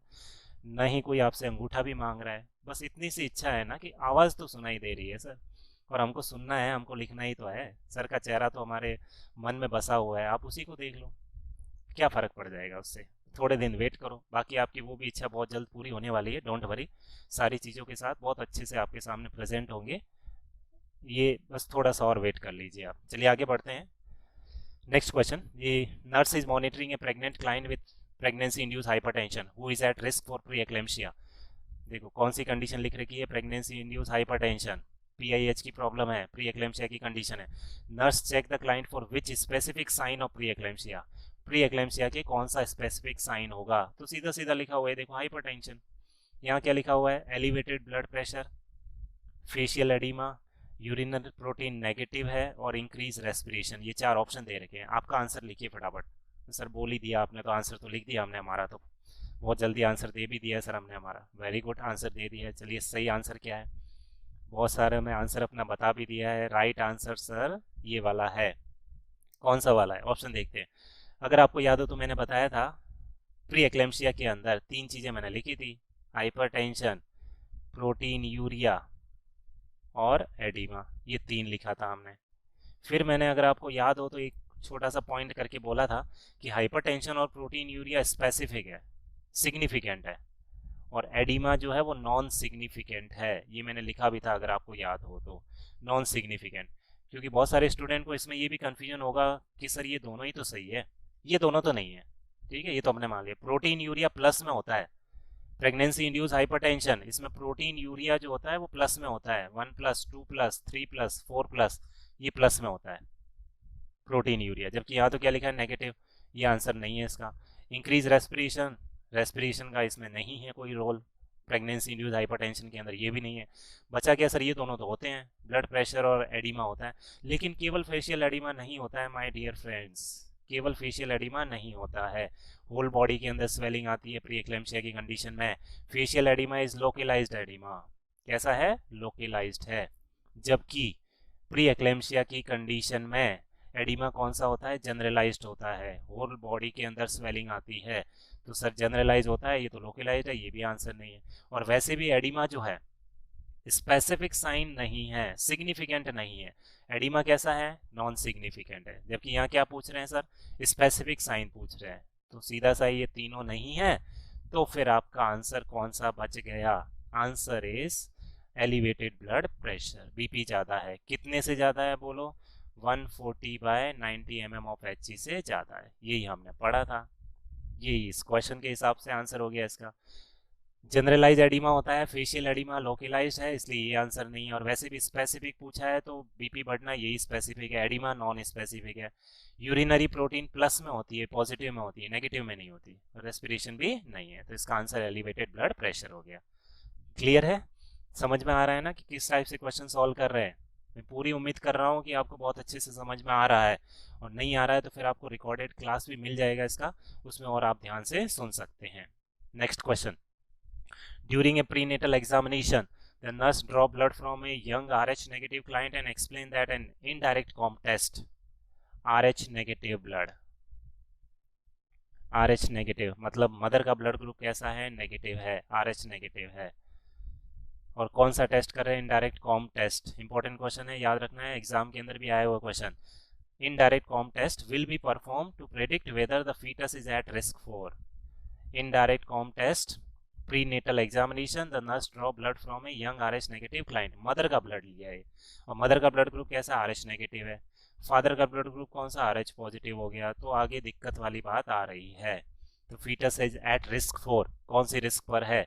और आपको याद रखना है इनडायरेक्ट कॉम टेस्ट ये किससे रिलेटेड है, ये हीमोलाइटिक डिजीज से रिलेटेड हो गया। आंसर इसका कौन सा हो गया, सी। प्रोटीन मेटाबॉलिक डेफिशिएंसी इससे रिलेटेड नहीं है। Respiratory distress syndrome, Coombs test इससे रिलेटेड है ही नहीं, आरडीएस से रिलेटेड। हीमोलाइटिक एनीमिया, बिल्कुल ये कंडीशन आती है, आरएच इनकॉम्पेटिबिलिटी वाली कंडीशन के लिए हो गया तो हीमोलाइटिक एनीमिया आएगा। और फिजियोलॉजिकल हाइपर बिलीरुबिनेमिया, ये तो बात की कंडीशन आती है, इसमें बिलीरुबिन ज़्यादा होता है आरबीसी डिस्ट्रक्शन की वजह से, तो ये भी नहीं है। तो 3 नहीं है, बचा हुआ आंसर कौन सा हो गया, एक्यूट हीमोलाइटिक डिसऑर्डर। आपको याद रखना है हीमोलाइटिक डिजीज के लिए कौन सा टेस्ट कर रहे हैं, इनडायरेक्ट कॉम टेस्ट, ये भी क्वेश्चन है, इसको याद रखना है। क्लियर है, तो इसका आंसर हो गया C, acute haemolytic anaemia. Next question, a home care nurse visit a pregnant client who has a diagnosis of mild preeclampsia, ये भी preeclampsia से related question हो गया, mild preeclampsia, who is being monitored for pregnancy induced hypertension PIH। mild पूछा है इसने, कौन सी कंडीशन पूछी है, mild preeclampsia and who is being monitored for PIH, which assessment finding indicate a worsening of the preeclampsia। कौन सा ऐसा साइन सिम्टम है जो इंडिकेट कर रहा है कि प्रीएक्लेम्शिया अब सीवियर हो रहा है। वर्सनिंग का मतलब कौन सी कंडीशन हो रही है, सीवियर प्रीएक्लेम्शिया हो रहा है। तो सीवियर प्रीएक्लेम्शिया का साइन सिम्टम आपको याद करना है, और मैंने बताया था 2 प्रकार का प्रीएक्लेम्शिया होता है, एक माइल्ड होता है और एक कौन सा होता है, सीवियर होता है। माइल्ड प्रीएक्लेम्शिया का मैंने आपको बताया था बीपी 140 से 90 से ज़्यादा, लेकिन 160 110 से कम होता है। और सीवियर का मैंने आपको बताया था बीपी 160 110 से ज़्यादा होता है, ये अपन ने पढ़ा था। और क्या पढ़ा था, कुछ एक्स्ट्रा सिम्टम भी मैंने आपको बताए थे। आंसर लिखो फटाफट इसका, फिर क्या आंसर है आपका, मैं आपको एक्सप्लेन कर रहा हूँ कि कौन सा आंसर होगा, आप अपना आंसर लिख के रखो ताकि पता चले कि आप सही हो गलत हो, आपको याद है या नहीं है। ये सेल्फ इवेल्युएशन चल रहा है आपका। सीवियर प्रीएक्लेम्शिया में बीपी 160 110 से ज़्यादा है। फिर मैंने आपको लिखाया था कि इसके अंदर HELLP syndrome is the characteristics of severe preeclampsia. और आपको याद हो तो मैंने लिखा था हेडेक, एपिगैस्ट्रिक पेन, ये सारे एडिशनल कैरेक्टरिस्टिक सिम्टम लिखे थे जो केवल किस में आते हैं, सीवियर में आते हैं sir. Epigastric pain, visual disturbance और हेडेक, ये सारी चीज़ें जो है वो हमने लिखा था। तब इसमें देखते हैं अपन सीवियर की बात कर रहा है। वर्सनिंग ऑफ प्रीएक्लेम्शिया, वर्स्ट होने का मतलब क्या है, बिगड़ना, खराब होना। तो blood pressure reading is at the prenatal baseline. Prenatal baseline मतलब नॉर्मल वाली है, ये तो है ही नहीं। जब और ख़राब हो रहा है तो बीपी तो लगातार बढ़ता जा रहा है। प्रीनेटल बेसलाइन का मतलब प्रेगनेंसी से पहले वाले की बात कर रहा है वो, तो प्रीनेटल एंटीनेटल की बात कर रहा है, वो वाली कंडीशन है नहीं, या तो बीपी बढ़ता जा रहा है। Dependent edema as resolve, edema resolve हो रहा है नहीं, जितना बीपी बढ़ेगा एडिमा भी साथ बढ़ने की प्रॉब्लम होगी। जितना ये प्री एक्लेम्शिया खराब होगा, सीवियर होगा, उतना एडिमा भी ज़्यादा, हाँ एडिमा भी ज़्यादा होगा। Next one, the client complain of A headache and visual disturbance. हाँ सर, यहाँ थोड़ा हमारा दिमाग अटक रहा है, यहाँ थोड़ा हमारा हाथ रुक रहा है, ये लग रहा है सही सा। चौथा ऑप्शन भी पढ़ रहे हैं, फिर डिसाइड करेंगे अपन। यूरिनरी आउटपुट है इंक्रीजेस, तो यूरिन आउटपुट तो बढ़ता ही है, सॉरी यूरिन आउटपुट बढ़ता नहीं है, कम होता है। ओलिगो यूरिया की प्रॉब्लम होती है। प्री एक्लेम्पसिया में कौन सी प्रॉब्लम होती है? Oligo urea. जबकि यहाँ तो क्या लिखा है? बढ़ रहा है। तो ये भी आंसर नहीं है सर, 3 आंसर नहीं है, तो बचा हुआ कौन सा आंसर है? सी इसका आंसर है। तो correct answer is C. Client complain of headache and visual disturbance, ये देखो लिखा हुआ है, विजुअल डिस्टर्बेंस और हेडेक पढ़ा था हमने। किसकी कैरेक्टरिस्टिक्स होती है? सीवियर प्री एक्लेम्पसिया की कैरेक्टरिस्टिक्स होती है। हाँ सर, पढ़ा तो था हमने। अब समझ में आ गया कि कैसे इसको कनेक्ट कर लिया है। Very good. Client complain of headache and blood vision, headache की प्रॉब्लम होगी, ब्लड विजन, और ये मेन कैरेक्टरिस्टिक्स किसकी है? सीवियर प्री एक्लेम्पसिया की है। क्लियर है? चलिए आगे बढ़ते हैं अगले क्वेश्चन की तरफ। A nurse is caring for a pregnant client with severe preeclampsia who is receiving IV magnesium sulfate.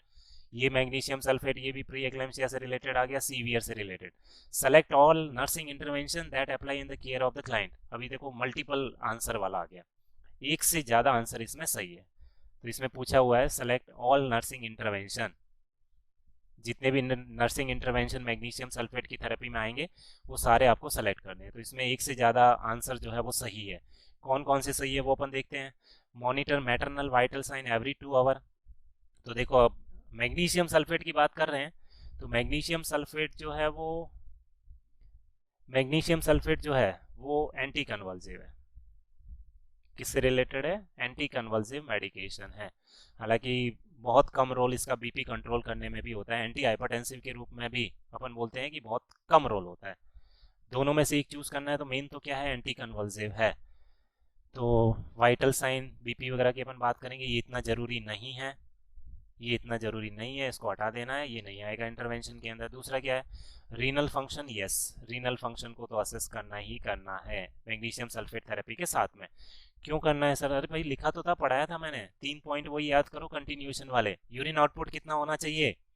हाँ सर पढ़ाया था, urine output more than 30 ml per hour, at least 30 ml या 30 ml से ज़्यादा होना चाहिए। तो यूरिन आउटपुट की बात कर रहे हैं, मतलब वो किससे रिलेटेड बात कर रहे हैं? रीनल फंक्शन से रिलेटेड बात कर रहे हैं। और ये भी पढ़ा था biological marker of pre eclampsia sir, uric acid level, तो रीनल फंक्शन तो करना ही है, तो ये तो करेंगे ही करेंगे अपन।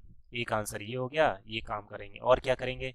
इनटेक एंड आउटपुट चार्ट, ये भी मेंटेन करना है सर, कितना फ्लूइड ट्रांसफर हो रहा है, आउटपुट कितना है। यूरिन आउटपुट चार्टिंग तो करना है ना, तभी तो पता चलेगा कि 1 घंटे में कितना यूरिन आउटपुट आ रहा है। तो आयु चार्ट मेंटेन करेंगे strictly. Next, notify the physician if respiration are less than 18। 18 से कम रेस्पिरेशन है तो डॉक्टर को बताना है? नहीं सर, 18 से कम तो 16 भी है, 17 भी है, 15 भी है, 14 भी है, और ये सारा तो नॉर्मल रेस्पिरेशन में आना है, तो ये कोई करने की ज़रूरत नहीं है, ये नॉर्मल है।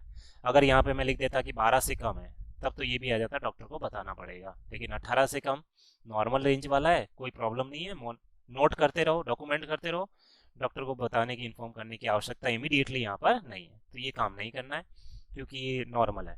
ये भी नहीं रहेगा, बी और सी रहेगा इसके अंदर। अगले ऑप्शन की तरफ बढ़ते हैं हम। Monitor deep tendon reflex hourly, ये भी करना पड़ेगा, ये तो सबसे मेन काम है। Nurses responsibility when the patient is on magnesium sulphate therapy, सबसे पहला काम ही क्या है? रिफ्लेक्स एक्टिविटी को असेस करना, बताया था मैंने आपको, तो ये तो करना ही करना है। Next, keep calcium gluconate on hand, मतलब रेडी रखना है इन case of magnesium sulphate overdose और टॉक्सिसिटी। बिल्कुल सर, ये काम भी करना है। कैल्शियम सल्फ ग्लूकोनेट को हमेशा तैयार रखेंगे जब पेशेंट किस थेरेपी पर है? Magnesium sulphate. और जैसे ही टॉक्सिसिटी आती है, मैग्नीशियम सल्फेट को स्टॉप करेंगे और कैल्शियम ग्लूकोनेट एडमिनिस्टर करेंगे, तो इसको तैयार रखना है। तो ये चारों काम करने हैं, 2 काम जरूरी नहीं है। क्या क्या करना है? रीनल फंक्शन, कार्डियक फंक्शन होगा, मॉनिटर आयु चार्ट आवरली रहेगा, इसके अलावा डीप टेंडन रिफ्लेक्स मॉनिटरिंग करेंगे और keep calcium gluconate on hand तैयार रखेंगे। तो जिसने ये चारों चूज करती है उसका सही है, बाकी इन चारों के अलावा भी आपने कोई चूज किया था तो वो गलत आप अपना कर लेना। ओके, तो ये इसका आंसर, ये मल्टीपल चॉइस के अंदर ये रहेगा। लास्ट क्वेश्चन एक और सॉल्व कर लेते हैं आज, इसके बाद, इस क्वेश्चन के बाद इस लेक्चर को फिनिश करते हैं, और अगले लेक्चर में हम वापस से क्वेश्चन आंसर का सेशन, जो अगले क्वेश्चन बचे हैं उनको कंटिन्यू करेंगे। तो लास्ट क्वेश्चन आज के सेशन का, a primary gravida is receiving magnesium sulphate for the treatment of pregnancy induce hypertension. Magnesium sulphate वही वापस आ गया, PIH से related. The nurse who is caring for the client is performing assessment every 30 minute, assessment कितनी देर में कर रहे हैं, 30 मिनट में कर रहे हैं। क्या थेरेपी चल रही है, मैग्नीशियम सल्फेट थेरेपी चल रही है। देखो वही सारा सब कुछ मैग्नीशियम सल्फेट का पढ़ाए थे मैंने पॉइंट्स आपको, उसी को घुमा फिरा के इतने सारे क्वेश्चंस बन गए। और अगर आप ये क्वेश्चन सॉल्व नहीं करते, आप खुद भी कोई गाइड बुक में से क्वेश्चन सॉल्व नहीं करते, तो आपको पता ही नहीं चलता कि पढ़े हुए कि क्वेश्चंस कैसे बनते हैं। अब देखो वही चीजें घुमा फिरा के कितने सारे क्वेश्चन आ गए। फिर से एक क्वेश्चन मैग्नीशियम सल्फेट थेरेपी का, कितनी देर में, 30 मिनट्स के अंदर। Which assessment finding would be of most concern to the nurse, कौन सी फाइंडिंग जो है उस पर नर्स को ध्यान देना पड़ेगा। ठीक है, मतलब जो एब नॉर्मल आ रहा है उसको ध्यान देना पड़ेगा, नॉर्मल है उसको डॉक्यूमेंट कर लो, बाकी पे स्पेशल प्रिकॉशन देना पड़ेगा। तो मैंने आपको बताया था कि MgSO4 थेरेपी चल रही है। वो 3 पॉइंट कौन से बताए थे कि रेस्पिरेशन रेट जो है वो 12 से ज़्यादा होना चाहिए, यूरिन आउटपुट जो है वो कितना बताया था, urine output 30 ml per hour और उससे ज़्यादा होना चाहिए, और डीप टेंडन रिफ्लेक्स और नी जर्क जो है वो क्या होने चाहिए, प्रेजेंस होने चाहिए, प्रेजेंट ऑफ नी जर्क। ये 3 मेन चीज़ें मैंने आपको बताई थी। अगर ये तीनों चीज़ें हैं तो कंटिन्यू रखेंगे MgSO4 को, present of knee jerk movement, तो कंटिन्यू रखते हैं। और अगर इनमें से कोई भी चीज़ नहीं है तो फिर उसको स्टॉप करेंगे। जैसे ये 12 से कम हो गया, ये 30 से कम हो गया, नी जर्क एब्सेंट हो गए, तो इमीडिएटली स्टॉप करेंगे। अगर इससे कम है मतलब टॉक्सिसिटी आ रही है, ये अपन ने पढ़ा था। अब इसी के हिसाब से एक और क्वेश्चन है, ये हाईलाइट क्या किया हमने, मैग्नीशियम सल्फेट थेरेपी है PIH के लिए, टाइम कितना है, 30 मिनट्स का टाइम दे रखा है। ये दो इंपॉर्टेंट चीज, इसके हिसाब से आपको आंसर चूज करना है। देखो पहला क्या है, डीप टेंडन रिफ्लेक्स ऑफ 2+, 2+ का डीप टेंडन रिफ्लेक्स, ये नॉर्मल रिफ्लेक्स को इंडिकेट करता है। किसको इंडिकेट करता है, नॉर्मल रिफ्लेक्स। ये नॉर्मल रिफ्लेक्स को इंडिकेट, तो रिफ्लेक्स है तो ये बिल्कुल सही आंसर है। ये हो रहा है मतलब कोई टॉक्सिसिटी नहीं है। नेक्स्ट ऑप्शन की तरफ अपन को तो गलत वाला चूज करना है इसमें, मतलब इसमें सही आंसर कौन सा है, जो एबनॉर्मल कंडीशन है। ठीक है, जो कैसी है, एबनॉर्मल कंडीशन है। इसमें सही आंसर वो है जो एबनॉर्मल कंडीशन है, जो हमारी इन फाइंडिंग के हिसाब से नहीं है। देखो प्रेजेंस ऑफ नी जर्क +2 वाला जो डीप टेंडन रिफ्लेक्स है वो नॉर्मल को इंडिकेट करेगा। किसको इंडिकेट करेगा, नॉर्मल को। तो +2 वाला आ रहा है, अच्छी बात है, कोई प्रॉब्लम नहीं है, तो ये नॉर्मल रिफ्लेक्स को इंडिकेट करेगा। 0 वाला जो है वो एब्सेंस ऑफ रिफ्लेक्स को इंडिकेट करता है। तो डीप टेंडन रिफ्लेक्स अगर 0 लिखा हुआ आता है मतलब वो एब्सेंस ऑफ रिफ्लेक्स को इंडिकेट करता है, और +2 जो है वो नॉर्मल को इंडिकेट करता है।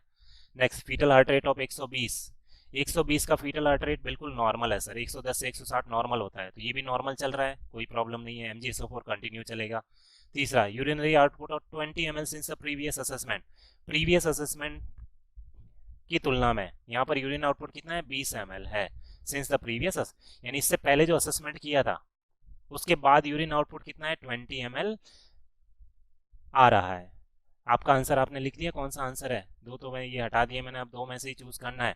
अब देखो यहाँ पर बहुत सारे बच्चे कंफ्यूज भी होंगे और किसी ने आंसर लिखा होगा इसका गलत भी होगा, तो यही ध्यान देने वाली माइनर चीज होती है यहाँ पर। तो 20 ml सर, यहाँ पर 30 ml है, यहाँ पर कितना है, 20 ml। इस हिसाब से बहुत सारे बच्चों ने इस आंसर को टिक किया होगा, सी आंसर, लेकिन इसका आंसर ये नहीं है, इसका आंसर है D, respiration rate of 10 beats per minute, 12 से कम है। तो इसका आंसर कौन सा हो गया, D is the right answer, इसका आंसर डी है। सर डी क्यों है, सी क्यों नहीं, सी भी तो ऐसे ही आ रहा है, 30 होनी चाहिए, यहाँ पर 20 ही तो है। माय डियर फ्रेंड्स, अब यही इंपॉर्टेंट पॉइंट यहाँ पर ध्यान देने वाला है। क्वेश्चन लग तो आसान रहा है, लेकिन एक छोटी सी गलती जो है वो अपने भारी पड़ जाती है अपनी जल्दबाजी के ऊपर। अब देखो क्या लिखा हुआ, मैंने अंडरलाइन किया था ना पहले, एवरी 30 मिनट। असेसमेंट कितनी देर में करना है सर, हर 30 मिनट में करना है। बहुत सारे बच्चों के दिमाग में क्लिक हो गया होगा, अच्छा सर ये गलती हो गई हमसे, इसलिए हमने सी कर दिया, सी नहीं डी होगा। समझ में आ गया होगा, नहीं समझ में आया तो और सुनो क्या लिखा हुआ है, असेसमेंट हर 30 मिनट में करना है, 30 मिनट के अंदर असेसमेंट।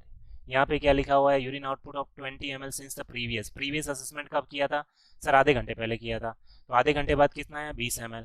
जबकि यहाँ देखो अपना कितना है, 30 ml कितनी देर में आना चाहिए सर, 1 घंटे में आना चाहिए। यहाँ 20 ml कितनी देर में आया है सर, आधे घंटे में आया है, तो 20 ml प्रति हाफ एन आवर।